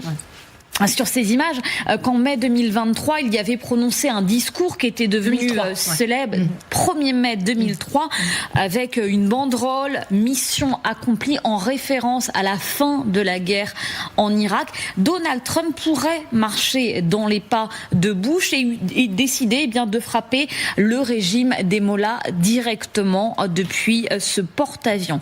Même si, il faut le dire, pour l'heure, aucune option n'est totalement arrêtée. Selon l'entourage de Donald Trump, ces dernières heures, le président américain s'est confié à nos confrères du média d'Axios. Et que dit-il ? Il prétend qu'une importante armada se trouve donc bel et bien près de l'Iran, qu'elle est supérieure aux effectifs près du Venezuela, sans pour autant, évidemment, confirmer qu'une attaque est imminente. Il y a une option militaire ? Il y en a une autre. Alors cette fois, ça consisterait à asphyxier économiquement le régime des mollahs. Comment ? Tout simplement en imposant un blocus maritime. On en parle beaucoup ces dernières heures. Un blocus maritime autour du détroit d'Ormuz. C'est par ce tout petit couloir maritime que vous voyez sur la carte que transitent tous les pétroliers iraniens. On ne parle pas de 200, 300, des milliers de pétroliers. On parle de 200 millions de barils de pétrole. Et ils vont chercher le canal de Suez un peu plus haut. Exactement. 200 millions de barils qui transitent ici. C'est 20% du pétrole mondial qui passerait par ce détroit. Évidemment, si les États-Unis décidaient de le bloquer, économiquement, l'Iran serait asphyxié. Et puis, il y aurait un effet de bord parce qu'il y a aussi du pétrole saoudien qui passe par là. Ça obligerait peut-être l'Iran à se mettre autour de la table des négociations, puisque l'Arabie saoudite pourrait également peser dans la balance. Pour Donald Trump, c'est sûr, le régime des mollahs veut conclure un accord. J'en suis certain. Ils ont appelé à plusieurs reprises. Ils veulent dialoguer, dit Donald Trump, dans un contexte où, selon le renseignement américain, le régime des mollahs n'a jamais été aussi affaibli, en tout cas depuis 60 ans. Oui. Alors voilà, les mollahs, après les massacres dont on vient de parler du 8 et 9 janvier, Isabelle Saporta, veulent dialoguer. Voilà. Et moi, je veux bien qu'on fasse comme si Donald Trump a été un être rationnel et qu'il avait été de bout en bout extraordinaire sur l'Iran. Enfin, vous rappeliez, Magali, comment il avait encouragé les manifestants à aller, à sortir, que les renforts arrivent, notez les noms, etc. Non mais, et il les a laissés tomber comme jamais. Il les a complètement laissés tomber. Et il les a laissés tomber, ça commence à sortir, comme l'a dit Nivine, parce que le Qatar n'était pas très allant, parce que l'Arabie Saoudite n'était pas très allante, parce que Israël n'était pas prêt. Donc en fait, je veux dire, on est en train, là, ça fait plusieurs jours qu'on parle dans cette émission de la quasi-folie, de la dinguerie de Donald Trump, de l'état de quasi insurrectionnel dans lequel il est en train de faire sombrer son propre pays, et on attend de cet homme qui a fichu en l'air l'OTAN, qui est en train d'essayer de mettre à mal l'Europe, de devenir le sauveur de l'Iran pour des raisons humanitaires. Je pense qu'on croit au Père Noël, en fait. Par contre, ça interroge une seule chose, c'est notre propre faiblesse. C'est-à-dire, comment se fait-il qu'on soit tous derrière Daddy Trump en espérant que cet homme qui est quand même au bord de la psychiatrie sauve les Iraniens. Ça, c'est un vrai problème. Ouais. Renaud Pila, je vous promets que je vous donne la parole, mais j'aimerais entendre sur ce point très précis Mayar Monchipour, encore une fois champion de boxe d'origine iranienne, que tout le monde connaît, qui s'investit beaucoup dans la cause iranienne. Il est toujours avec nous. Vous entendez ce que dit là, à l'instant, Isabelle Saporta ? Je sais qu'il y a beaucoup de voix, j'imagine, à l'intérieur de l'Iran, qui souhaitent l'intervention américaine, mais c'est vrai que... Est-ce qu'on peut encore désirer que Donald Trump intervienne ? Quel est votre avis à vous ? Tiens, soyons sans filtre aujourd'hui. Quelle est votre opinion à vous, Mayar Monchipour, sur l'intervention américaine ? Je ne me permettrai jamais, je ne représente pas l'ensemble des Iraniens, mais on est quelques-uns avec Madame Shirali, Madame Jafarian, Abnou Shalmani à avoir la parole. Je parle au nom de pas mal d'Iraniens. J'ai réussi à avoir 2-3 personnes, notamment à Rome au téléphone. Madame, ils attendent l'intervention américaine. Parce que sans cette intervention américaine, les mollahs resteront au pouvoir. Ils auront tué 20, 30, 40, on le saura peut-être un jour, milliers de personnes. Ils resteront au pouvoir. Ils vont encore serrer plus dur. L'intervention américaine, quoi qu'il en coûte, elle sera plus propre, que les mollahs, elle sera peut-être pas aussi précise que celle d'Israël. Vous savez, mais ça, vous ne maîtrisez pas. Pendant la guerre des 12 jours, on ouvrait des bouteilles de champagne. On ouvrait des bouteilles de champagne parce qu'Israël a éliminé des gens qui étaient hors de portée. Nous attendons l'intervention américaine. Il n'y a pas d'autre solution. Historiquement, on n'en voulait pas. Parce que on savait qu'il y aurait des morts. Parce qu'il y a quand même, par exemple, le corps des gardiens de la Révolution sont nombreux. Mais aujourd'hui, vous voulez quoi? Qu'on négocie, qu'on se couche devant ces gens et qu'ils restent au pouvoir? Je suis navré de revenir en 45. C'est comme si les Alliés, après avoir dominé, allaient négocier avec les nazis pour les laisser vivre et gouverner en Allemagne. Ça aurait été inimaginable. Il faut la chute du régime pour vous. Est-ce que vous êtes sûr que vous l'aurez? Parce que regardez ce qui s'est passé au Venezuela. Il n'y a pas eu la chute du régime au fond. Maduro n'est plus là, mais on a des sous-Maduro qui sont quand même les mêmes. Donc est-ce que vous êtes même sûr que ça changera? Pardon, Hélène, vous vouliez intervenir, excusez-moi. Non, j'allais rebondir. Pardon, oui. Je suis désolé. Je sais pertinemment, on connaît qu'ils sont nombreux et qu'ils tiennent tout. Mais quelque chose que vous, les journalistes, je sais que vous le maîtrisez, une très large majorité des Iraniens rejettent un régime théocratique, rejettent une dictature. On est pour la plupart même athées. S'il vous plaît, gardez bien à l'esprit cependant si dans certaines monarchies, qu'elles soient au Maghreb ou dans la péninsule arabique, la religion fait rester le pouvoir politique en place puisque le roi est représentant de Dieu sur terre et leader des musulmans. Ce n'est plus le cas depuis des années en Iran. On n'en veut plus. Et il est hors de question qu'on revienne en arrière après un tel massacre. Merci. Pourquoi il interviendrait effectivement Donald Trump en Iran? Ce serait quoi ses motivations? La motivation ne serait pas l'aide aux manifestants. Ce n'est pas la motivation première. Il y a d'autres enjeux. Il faut empêcher que l'Iran n'ait la bombe nucléaire. Alors même s'il a prétendu que son opération avait oblitéré les sites nucléaires, on comprend bien ces derniers jours que lui-même se contredit un peu en disant qu'il y a quand même cette envie de continuer le programme. Donc pas d'enrichissement, pas éviter que l'Iran multiplie le nombre de missiles balistiques, et puis aussi leur demander de contrôler leurs proxys, tous ces mouvements qui interviennent au Moyen-Orient et qui sont déstabilisateurs pour le projet qu'il a de grand commerce avec tous les pays de la région. Donc c'est avant tout ça la motivation. Si en prime il obtient un mieux qu'il va pouvoir vendre à l'opinion publique, parce qu'effectivement sur ce dossier il s'est engagé à délivrer les manifestants, si en prime il obtient cet effet-là, d'une manière ou d'une autre, il le prendra, ça alimentera l'idée qu'il peut obtenir le prix Nobel de la paix. Mais s'il suffit de négocier avec les Iraniens et d'obtenir un allègement de la dureté du régime sans avoir à renverser totalement le régime, ça sera sans doute suffisant pour Donald Trump. Renaud Pilat, puis nous irons voir le général Norlin qui est avec nous. Mais Renaud, on veut vous entendre sur ce sujet.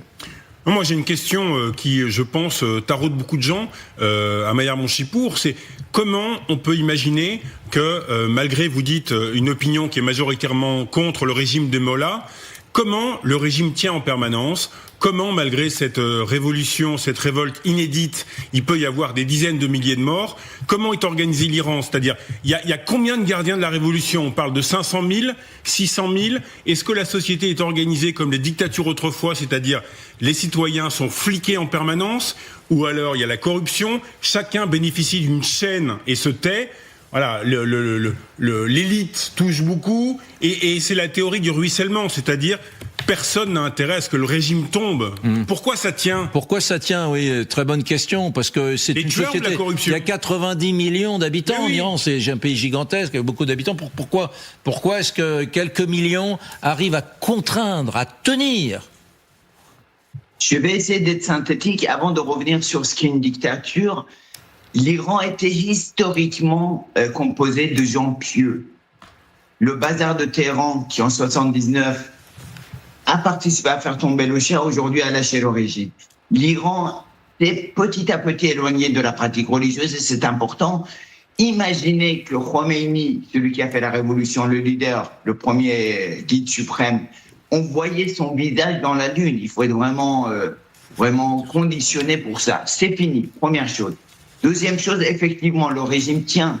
Dictature armée, Le corps des gardiens de la Révolution, on n'a pas de choses exactes, mais je pense pas que ça soit 500 000, c'est entre 120 000 et 150. C'est énorme déjà, mais vous connaissez les Basiji, les milices, moi je les ai vus sur des motos, des gens bodybuildés qui vont venir frapper vous, votre fille, voilà. Ils sont extrêmement puissants, mais aujourd'hui minoritaires. Ce qu'il faut retenir, c'est qu'ils sont largement minoritaires. Mais effectivement, ces jeunes, aujourd'hui, il y a à l'époque de Marsa Amini, il y avait que les jeunes. Aujourd'hui, même les adultes, on a vu ça, mais ils ont quoi? Des pierres et des pneus à faire brûler. Ouais. Ils ont même pas, ils ont aucune arme. Donc c'est normal. Merci à eux à détruire ce qui était dangereux pour eux, mais l'artillerie, les simples mitraillettes arrêtent un peuple. Maillard Monchipou, restez avec nous. Le général Norlin est là depuis un moment. Merci de sa patience. Général Bernard Norlin, général d'armée aérienne en 2e section, président d'Initiative pour le désarmement nucléaire et ancien directeur de la prestigieuse IHEDN. Mon général, c'est la question toute bête. Faut-il que les Américains interviennent? Qu'ont-ils à gagner? Qu'ont-ils à perdre? Qu'est-ce que vous pensez d'une intervention militaire dans un pays comme ça, dont les cadres du régime sont là, même s'ils sont affaiblis, dont les centaines de milliers de miliciens passent d'Aran, gardiens de la Révolution, sont toujours là, avec leur propre administration, leurs propres épiceries pour eux. Voilà. Est-ce que l'Amérique peut, avec des frappes, détruire cette ossature du régime des Mollahs? Bon, merci de me donner la parole. Bon, je crois que tout d'abord, il faut aussi répondre un peu à Maillard Monchipou en disant que, évidemment, ce massacre du peuple iranien est quelque chose d'odieux, d'insupportable et de scandaleux. Maintenant, je partage complètement l'avis d'Isabelle Saporta, c'est-à-dire que Trump, c'est uburois. Donc, parler maintenant de dialogue avec le régime iranien, c'est conforter le régime iranien. C'est encourager la répression. Donc voilà. Donc maintenant, une intervention militaire, pourquoi faire? Pour quel but? Est-ce que une punition? Donc infliger des dégâts, essayer d'infliger le maximum de dégâts et de punir le régime iranien, mais ça n'est pas ça qui le fera changer. Est-ce que c'est renverser le régime? C'est-à-dire avoir, comme on le dit dans le nucléaire, adopter une stratégie de décapitation, c'est-à-dire chercher un renversement du régime en tuant les principaux dirigeants et en éliminant les principaux postes de commandement, les stocks de munitions. Voilà. Donc ça, est-ce que c'est possible? Est-ce que le résultat est garanti? Et si le résultat est garanti, quelles seront les conséquences au Moyen-Orient? Et ensuite, le blocus économique. Mais il y a déjà des sanctions économiques. Et donc, on a vu que effectivement, le régime iranien aussi pouvait être vulnérable puisqu'on pouvait couper l'accès à son principal port. Mais l'Iran aussi peut bloquer le détroit d'Ormuz. Mais bien sûr, il peut empêcher l'exportation. Donc, tout ça ne milite pas vraiment pour une intervention trumpienne ou trumpiste, comme vous voulez. Isabelle, voilà. Isabelle Saporta veut vous poser une question. Oui, je voulais vous poser une question générale. Vous parliez au fond d'une décapitation ciblée, d'une politique, au fond, comme on l'a prêté avant aux États-Unis, c'est-à-dire un peu manipulatrice, et qui était faite au fond par des forces que Trump est en train de décapiter, que ce soit les renseignements, le FBI, il est en train de mettre des gens à sa main. Est-ce que quand bien même les États-Unis voudraient avoir des opérations ciblées de décapitation, de contre-espionnage, etc., est-ce qu'ils en sont encore capables, vu ce que Trump a fait de son pays ? Écoutez, c'est difficile de vous répondre. Effectivement, il y a une mise au pas de l'appareil militaire et de l'appareil sécuritaire qui a forcément des conséquences sur le fonctionnement interne de ces institutions. Mais ça, il faudrait être sur place et être un officier américain ou un agent américain pour véritablement pouvoir en parler de façon précise. On peut quand même voir que l'opération Maduro, c'était une opération relativement limitée, mais c'était une opération complexe qui mettait quand même en jeu à peu près toutes les forces de sécurité américaines, tout au moins militaires. A été quand même un succès. Donc je crois qu'il reste quand même une capacité américaine à mener de tels types d'opérations. Mais vous savez, je pense que tout le monde a en mémoire encore l'opération de force spéciale qui avait été conduite du temps de Jimmy Carter en Iran, qui s'était terminée par un désastre. C'est un pays qui est complexe, c'est un grand pays qui a une histoire qui a une force militaire, une organisation, et donc voilà, c'est autrement plus compliqué que je pense que pour le Venezuela, qui est quand même à proximité des États-Unis. Bien sûr. Bien, merci beaucoup, mon général. Juste un commentaire personnel, mon général, parce que c'est le thème dont on va parler maintenant. Donald Trump qui minore en Afghanistan le rôle des soldats européens, britanniques. Ça a beaucoup vexé. Même le prince Harry a été scandalisé par les petites phrases de Donald Trump qui ont expliqué que finalement les armées européennes, britanniques en Afghanistan étaient un peu en repli, n'étaient pas en première ligne. Et même chose sur les Français. Quelle est votre réaction? J'ai entendu hier chez David Pujadas, je crois, le général Richoux, qui était offusqué. Est-ce que vous partagez la même offuscation suite aux propos de Trump, vous? C'est à la fois scandaleux et ridicule. Ridicule parce que Trump n'a aucune compétence dans le domaine militaire et il se permet de porter des jugements qu'il n'a pas portés. C'est vraiment n'importe quoi ce qu'il dit. Et je pense que si on veut vraiment avoir un avis, il faut le demander à un général américain qui a opéré sur place et à quelqu'un qui était intégré dans les structures. On va en débattre, mais c'est intéressant ce que vous dites, c'est vraiment n'importe quoi. On va en débattre. Et merci à Mayar Monchipour d'avoir répondu à nos questions et d'avoir pris de son temps pour merci beaucoup à vous. Ce qui se passe en Iran. Merci. Merci de nous donner la parole. Merci à vous. Alors voilà, en tout cas, c'est toujours la colère du côté des alliés d'avoir été accusés d'être des planqués par Donald Trump. La ministre des Armées française, donc Catherine Vautrin, a de nouveau réagi ce matin. Elle parle d'une insulte absolument inacceptable. Nancy Rice. Les 90 premiers noms sur cette plaque sont des soldats qui sont morts en Afghanistan. Hier, Alice Ruffo, la ministre déléguée aux armées, est venue déposer une gerbe en mémoire de ceux qui sont morts lors d'opérations à l'étranger. Pour elle, comme pour Catherine Vautrin, la remarque de Donald Trump minimisant leur rôle n'est pas passée. C'est une insulte absolument inacceptable. Quand il dit que nos soldats étaient loin de la ligne de front en Afghanistan. Et je pense aux familles des victimes qui, à juste titre, ont signifié leur mécontentement. Vous en voulez à Donald Trump pour ses propos? Je pense que rien n'autorise à ne pas respecter la mémoire des victimes. Sur les 3429 morts, un tiers des soldats n'étaient pas américains. Vous savez, ils diront qu'ils ont envoyé des troupes en Afghanistan, ici ou là, et c'est vrai. Ils sont restés un peu en retrait, un peu à l'écart des lignes de front, mais nous avons été très bons envers l'Europe et de nombreux autres pays. Insultant, révoltant, inacceptable pour tous les États qui ont envoyé des contingents en Afghanistan. Le Canada, 158 morts. Nous avons été les premiers à envoyer des renforts à New York après les attentats du 11 septembre. Nous avons envoyé 40 000 soldats canadiens qui ont servi pendant plus de 13 ans sur le front en Afghanistan. Donald Trump s'est un peu ravisé, saluant sur son réseau social le rôle des soldats britanniques. 457 morts, une indignation massive. Les associations de vétérans au Danemark notamment réclament des excuses. Alors, on a vu, il n'y a pas d'excuses. Est-ce que ça va être une des questions? On le verra tout à l'heure. Est-ce que Donald Trump doit s'excuser auprès des alliés? Il a fait un petit rétropédalage, mais juste sur la Grande-Bretagne. Oui, parce que est-ce qu'il s'est exprimé sur les Français? Non. Non, c'est juste les alliés. Oui. Voilà, les alliés parmi lesquels les Français. Mais quand il fait un message dans le courant du week-end pour... on va pas dire que c'est nuancé, voilà, parce que il ne s'agit pas d'excuses. Il arrive quand même à expliquer à un moment que de toute façon les Américains sont quand même bien meilleurs que les Britanniques. Donc pour les excuses, c'est vrai qu'on repassera. Ce qui est fou, c'est que même des alliés de Donald Trump, je pense à Nigel Farage, qui est la branche extrême droite au Royaume-Uni et qui soutient Donald Trump, s'est même senti obligé de se désolidariser face à ses propos.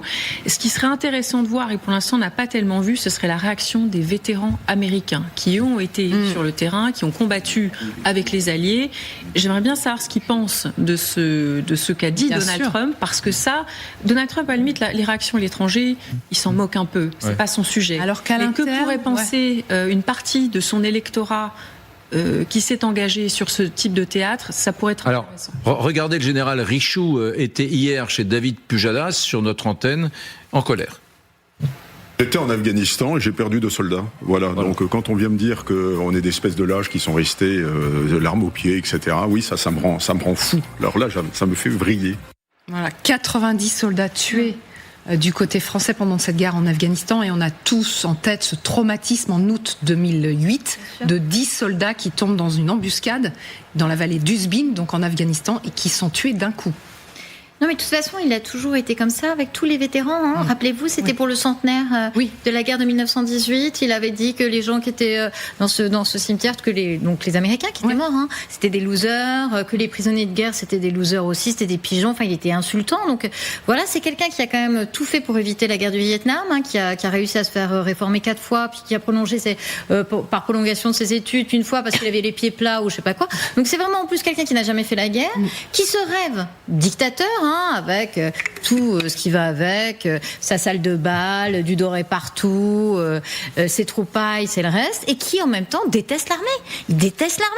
Et donc il est méprisant, et il nous déteste et il nous méprise. Alors la question, c'est jusqu'à quand on se fait piétiner en fait. Alors, c'était pas lui qui avait dit pour un jour de commémoration de la fin de la Seconde Guerre mondiale, un 8 mai 45, qui avait dit à un chancelier allemand, qui avait dit c'est pas une bonne journée pour vous. C'était Mers, c'est-à-dire qu'il s'est foutu de Mers, il s'est fichu de Mers en plus, dont en plus un grand-père ou le père ou le grand-père, je sais plus exactement, avait maille à partir effectivement avec les nazis. Donc, si vous voulez, il y a quand même quelque chose qui ne va pas en fait avec est-ce que finalement il faut lui répondre à Donald Trump?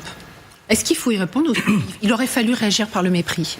Non, je pense qu'il faut répondre parce qu'il faut montrer à... Il a répondu, Macron. Oui. Je pense qu'il faut montrer à tous les Américains que nous ne sommes pas des faibles, et nous écoutons les insultes et nous y répondons. Deuxièmement, les insultes sont dites, donc ça ne sert strictement à rien que Donald Trump s'excuse.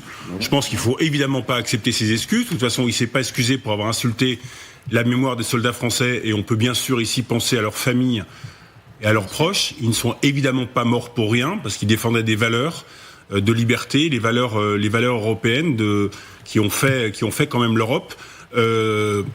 Deuxièmement, Trump ment matin, midi et soir, comme Poutine.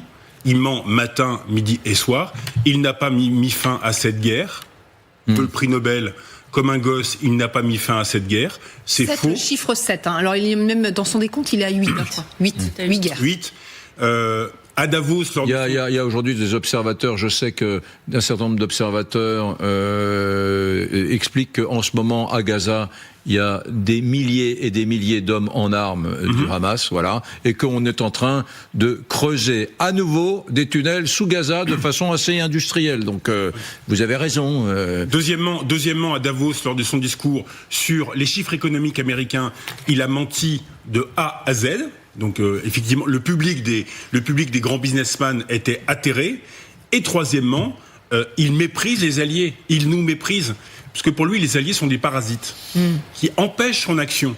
C'est un autocrate, quelqu'un qui veut agir personnellement en puissance, avec son clan, sa garde rapprochée. Donc les alliés sont des parasites, et ces insultes corroborent le basculement du monde, c'est-à-dire le décrochage d'une partie de l'Amérique, mais enfin qui est au pouvoir, de l'Europe. Général Norlin, ma question tout à l'heure était de dire, effectivement, les fake news et Donald Trump, ça ne fait qu'un. Donc, à un moment donné, est-ce qu'il faut répondre à tout ce qu'il dit? Quand la réaction d'Emmanuel Macron, c'était « Ces déclarations inacceptables n'appellent aucun commentaire ». Est-ce qu'effectivement, il aurait fallu réagir par le mépris? Alors, on a un petit problème de son. Il faut juste reconnecter le son. Que se passe-t-il? Et pour revenir sur ce que vous disiez tout à l'heure, Isabelle. Ce que vous disiez tout à l'heure, Éric. C'est bon, ça y est. Voilà. Sauvez la voix du général. Votre réponse sur le mépris ou pas?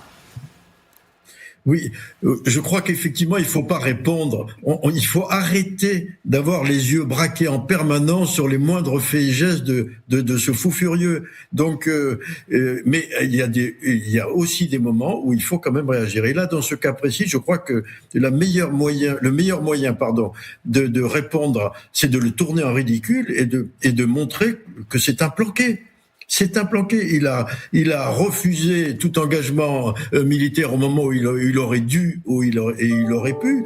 Il ne connaît rien à la chose militaire. C'est un commercial, c'est un vendeur d'immeubles et c'est un monde qui est complètement opposé au monde militaire. Donc, on voit qu'il ne connaît rien et donc il faut souligner ce fait que il est totalement ridicule quand il dit ce genre de choses en dehors du fait que c'est aussi scandaleux, et ça aussi il faut le souligner, que c'est une insulte aussi à ses propres forces armées qui ont été des compagnons d'armes de ses alliés. Donc voilà, donc c'est vraiment quelque chose qu'il faut. Là, il y a des cas où il faut pas laisser passer, mais c'est vrai aussi qu'il faut arrêter de scruter le moindre de ces gestes. Et, on le voit bien, c'est tout et n'importe quoi. Mais c'est assez contre-performant quand on réfléchit, parce que la façon dont il traite les Européens va conduire un certain nombre de gens qu'ils soutiennent à l'intérieur et à l'extérieur des États-Unis à se détacher de Donald Trump. Ça devient, moi j'ai autour de moi des amis qui disaient non mais Trump, attention, arrêtons de nous moquer de lui, derrière le personnage fantasque, il y a quelqu'un de très solide, regarde ce qu'il fait. Et ces amis-là, que j'ai, sont très embarrassés aujourd'hui et ne soutiennent plus Trump tellement le personnage est malaisant. C'est-à-dire qu'en réalité, tout ce qu'il fait là et ce qu'il dit, Isabelle Saporta, je ne sais pas ce que vous en pensez, est contre-productif. Ça l'isole davantage. Ah bah j'espère, que les Américains ont un peu honte de l'avoir élu, ça nous ferait un peu d'air qu'ils aient un peu honte, et d'ailleurs il suffit de voir la façon dont même les républicains voient ICE, donc cette espèce de police effectivement des frontières, et qui s'en détachent aujourd'hui, qui même eux ont honte, même des gens comme Joe Rogan, qui sont vraiment des gens qui sont pro-Trump, qui sont des podcasteurs pro-Trump dingues, ils vous disent c'est pas possible, c'est des méthodes de Gestapo, donc je vois même à l'intérieur des pays, et nous à l'extérieur, mais prions le Seigneur, que vraiment on ait enfin le déclic. Pardon, mais il faut faire exactement ce qu'a fait Christine Lagarde quand elle était à Davos, se lever et se casser et enfin être, comme le disent les jeunes femmes de MeToo, et enfin être capable de faire quelque chose qui a un petit peu d'allure pour la défense européenne. Parce que là, si on attend effectivement de la part de ce dingue, parce qu'il n'y a pas d'autre terme, Elisabeth Roudinesco a fait un papier remarquable dans le Grand Continent sur la folie de Donald Trump, si on attend de ce dingue qui vienne un jour nous sauver, mais il faut rêver. Je sais qu'on va parler des propos de Mark Rutte, le patron de l'OTAN, dans quelques instants. Mais là, il y a un moment, il faut qu'on ait le déclic et qu'on se dise qu'on ne peut pas mettre l'avenir de l'Europe entre les mains des États-Unis, qui ne veut pas de nous. Il a raison, Renaud, quand il dit il nous voit comme des parasites, c'est exactement ça. Il nous voit comme des parasites. Mais il y a un basculement. Dans la façon dont nous, Européens, considérons Donald Trump, je vous le dis, il y a un basculement depuis le Groenland. Bien sûr. Maduro, moi je vous le dis franchement, j'ai applaudi l'opération. Je parle de moi, pardonnez-moi, mais j'étais pas le seul. Voilà. À partir d'un certain moment, et en particulier du Groenland, c'est devenu gênant. Très gênant. Et là, maintenant, ça n'en peut plus d'être gênant. Et je le redis, Trump se coupe d'une bonne partie de ses supporters, y compris, on l'a vu hier dans notre émission, des députés, enfin des gouverneurs, des parlementaires américains trumpistes, à la fois républicains et en plus trumpistes, qui commencent à être très gênés et à tailler des croupières à Trump. Mais Eric, vous avez changé à partir du Groenland parce que vous êtes un patriote européen. Peut-être. Vous n'êtes peut-être pas un Européen au sens giscardien. Vous n'êtes pas pour une fédération peut-être de l'Europe, qui est un mythe. Mais en revanche, vous êtes patriote européen. Et lorsqu'on touche le territoire européen, on se dresse et on dit stop. Deuxièmement, très important ce qu'a dit le général Norlin, le seul critère qui compte pour Donald Trump en termes de réussite, c'est le fric. Le fric. Pourquoi il s'est bien entendu avec Emmanuel Macron au départ ? C'est qu'il a considéré ce banquier avec curiosité. Tiens, ce jeune qui vient de la banque... Voilà, curiosité. On aurait un général au pouvoir en France, qui devient président de la République, il ne le considérait pas. Il n'y a que le fric. Combien tu pèses ? Troisièmement, un des contre-pouvoirs énormes avec le dollar et les marchés aux États-Unis, ce sont justement les généraux, les militaires. Vous avez vu sur ICE, il y a eu des propos de militaires, un des commandants généraux les plus importants, qui a dit ICE, c'est ni géré, ni méthodique politiquement, c'est un objet, un ovni totalement incompréhensible. Les généraux américains sont un contre-pouvoir aujourd'hui à Trump. D'ailleurs, il a fait marche arrière sur ICE. Oui, il a fait marche arrière. Il fait beaucoup des petites demi-marche arrière. Bon, les amis, quand même. D'où, Magali, la question suivante. On va écouter le patron de l'OTAN, le très, j'allais dire servile, c'est un peu diffamatoire. C'est le faillot de service. Le très faillot de service. Non, c'est pas diffamatoire, c'est le faillot de service. Bon, très bien, le faillot de service, très bien. Ce sont vos mots, ce sont également les vôtres. Bon, ce sont très bien les miens. Allez, Mark Rutte, qui est un très proche de Donald Trump, dit cela. Si quelqu'un ici pense que l'Union européenne ou l'Europe peut se défendre sans les États-Unis, qu'il continue à rêver. C'est impossible. Nous avons besoin les uns des autres. Et pourquoi avons-nous besoin les uns des autres? Je vais vous le dire. Parce que les États-Unis ont également besoin de l'OTAN. Ils font partie de l'OTAN pour que leur pays reste en sécurité. Ils ont besoin d'un Arctique sûr. Ils ont besoin de sécuriser l'Atlantique. Et ils ont également besoin de vous sécuriser. Alors, Général Norlin, ne nous laissons pas emporter par les passions. Voilà, on a dit beaucoup de mal de Donald Trump, vous-même d'ailleurs, mon général, nous tous. Maintenant, on essaie de revenir vers le rationnel. Pensons contre nous-mêmes, c'est ça? Pensons contre nous-mêmes. Ce que dit Mark Rutte, est-ce que c'est vrai? Est-ce qu'on soyons raisonnables, est-ce qu'on ne peut pas faire sans les États-Unis? Ou est-ce que vous pensez qu'on peut faire, nous Européens, sans les États-Unis? Alors, je vais vous répondre oui et non. Non, on ne peut pas faire à l'instant T. C'est-à-dire que l'OTAN, ça a été bâti autour et par les Américains, et donc on est encore dans cette situation. Donc effectivement, à l'instant T, voilà, on aurait du mal. Je dis pas qu'on pourrait pas faire quelque chose, mais on aurait du mal. Maintenant, c'est tout l'enjeu de l'Europe en matière de défense et de sécurité, c'est que comment, parce que maintenant il n'y a plus de questions à se poser. Il faut apprendre à se passer des Américains. Et quand vous entendez le secrétaire général de l'OTAN prononcer les mots qu'il vient de prononcer, on est quand même un peu atterré, parce que ils ne veulent pas couper le cordon ombilical avec les États-Unis pour des tas de raisons, et en particulier pour des raisons historiques et d'habitude. Mais il va falloir qu'on se passe. C'est même pas une question de est-ce que c'est possible ou pas possible. On doit le faire. Donc voilà, c'est tout l'enjeu. Mais c'est mon général. J'entends ce que vous dites, mais c'est comme ceux qui disent il faut demain l'Europe de la défense, il faut l'Europe sociale, il faut une Europe unie avec une même fiscalité dans les 27 pays. Bon, oui, il y a qu'à Faucon, mais à part dire il faut faire sans les Américains, quand on est capable de fabriquer que quelques canons César, nous par an, quand on est capable de fabriquer seulement 3 Rafale par mois, peut-être 4, en augmentant à mort les cadences de fabrication. Enfin, on voit bien que cette Europe de la défense, face au gigantisme de l'armement chinois qui met à la mer, les Chinois mettent, paraît-il, l'équivalent de la marine nationale française à la mer en bateau neuf chaque année, les Américains avec leurs 1500 milliards de budget de la défense, c'est vrai que nous, on se paye de mots, mais comment est-ce qu'on peut rivaliser? Et c'est ça qui est inquiétant, mon général. Mais écoutez, il suffit d'écouter ce qui se dit actuellement, c'est que quand même l'Europe, c'est presque 500 millions d'habitants, c'est une puissance économique qui est très importante. Et c'est tout l'enjeu de notre futur à nous Européens, c'est comment on réalise cette unité, comment d'abord on maintient une unité, et comment on la perpétue devant les coups de boutoir à la fois de Poutine et à la fois de Trump. C'est ça le problème que nous avons. Et quand vous raisonnez en termes de production de Rafale, oui, c'est la France. C'est sûr qu'en France, on va pas pouvoir produire beaucoup plus, mais l'Europe. Bien sûr. Bon, quand est-ce qu'on s'arrêtera d'acheter des F-35, des avions américains? C'est une honte. Vous avez vu que la première à réagir à ce discours-là, à cette affirmation-là, c'est la France, par la voix du ministre des Affaires étrangères.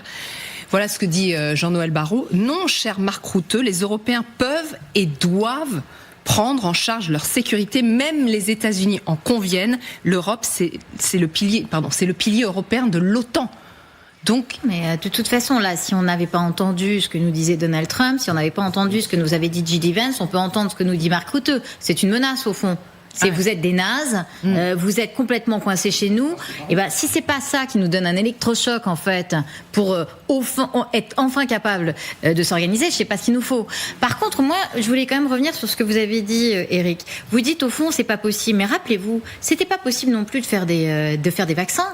Et il a pris son bâton de pèlerin, le commissaire Breton, et il a organisé des lignes de fabrication, etc., etc. Et on a été capable de le faire. Donc il y a un moment, quand il y a une volonté, quand il y a une urgence, quand il y a un danger, on est capable. La question, c'est est-ce qu'on est capable de transformer l'essai ? Est-ce que là, il y a un moment fondateur et on ne le fera pas à 150, et l'Allemagne, l'Italie, dont on ne sait pas bien où elle est, Mélanie, quand même, l'Allemagne, l'Italie, la France, la Grande-Bretagne sont capables de se mettre autour de la table et dire, en fait, voilà, les lignes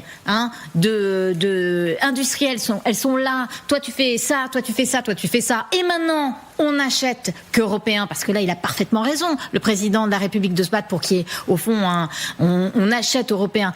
Et on avance. Mais là, effectivement, ça ne se fera pas sans une volonté. Mais la question, c'est à combien d'humiliations on se bouge. Mais Renaud Pilat. Mais il me semble que c'est uniquement l'attaque contre nos territoires, qu'évidemment je ne souhaite pas, qui provoquerait un choc dans l'opinion.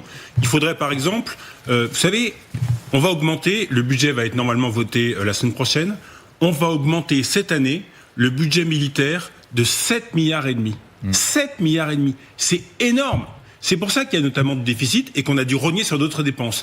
L'année prochaine, il faut une marche équivalente. 7,5 milliards. L'année suivante, 7,5 milliards.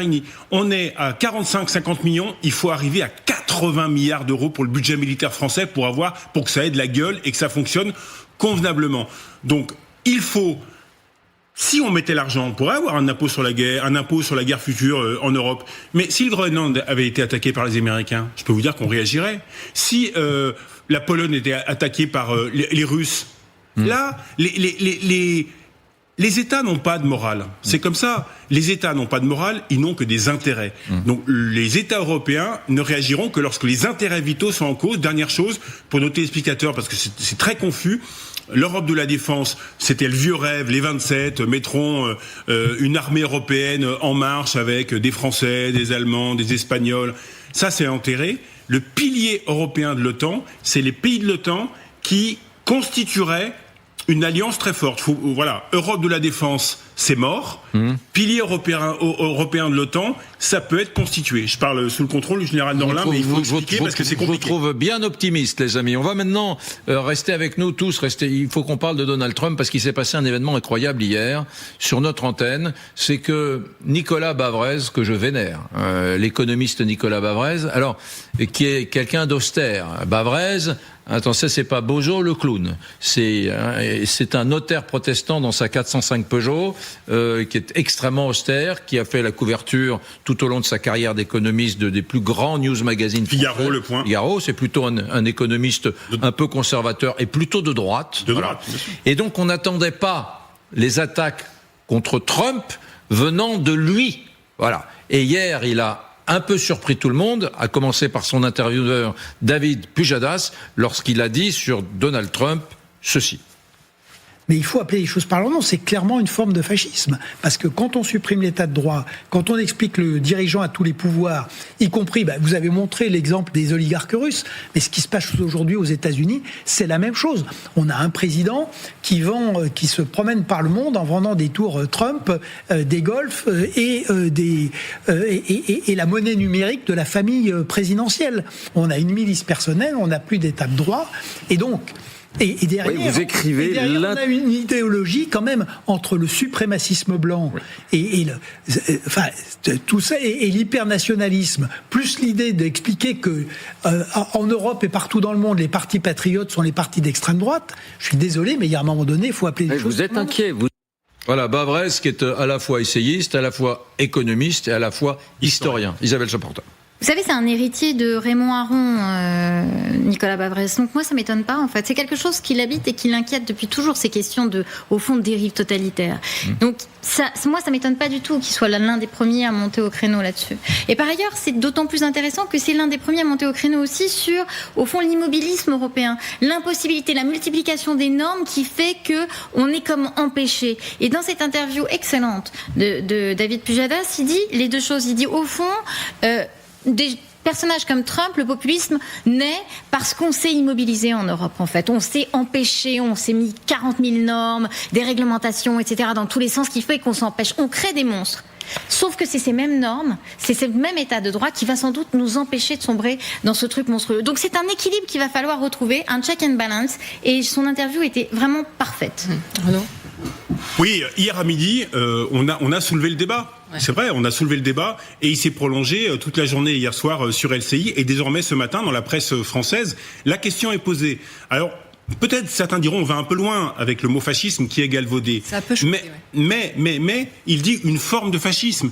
Et depuis hier, des personnalités notables, pas des moindres, ont pris position en disant qu'il y a les germes. On n'est pas encore dans un régime facial. Bruno Tertrais, un grand géopoliticien qu'on connaît bien ici, Gérard Haro, qui est plutôt un modéré, ancien ambassadeur américain français.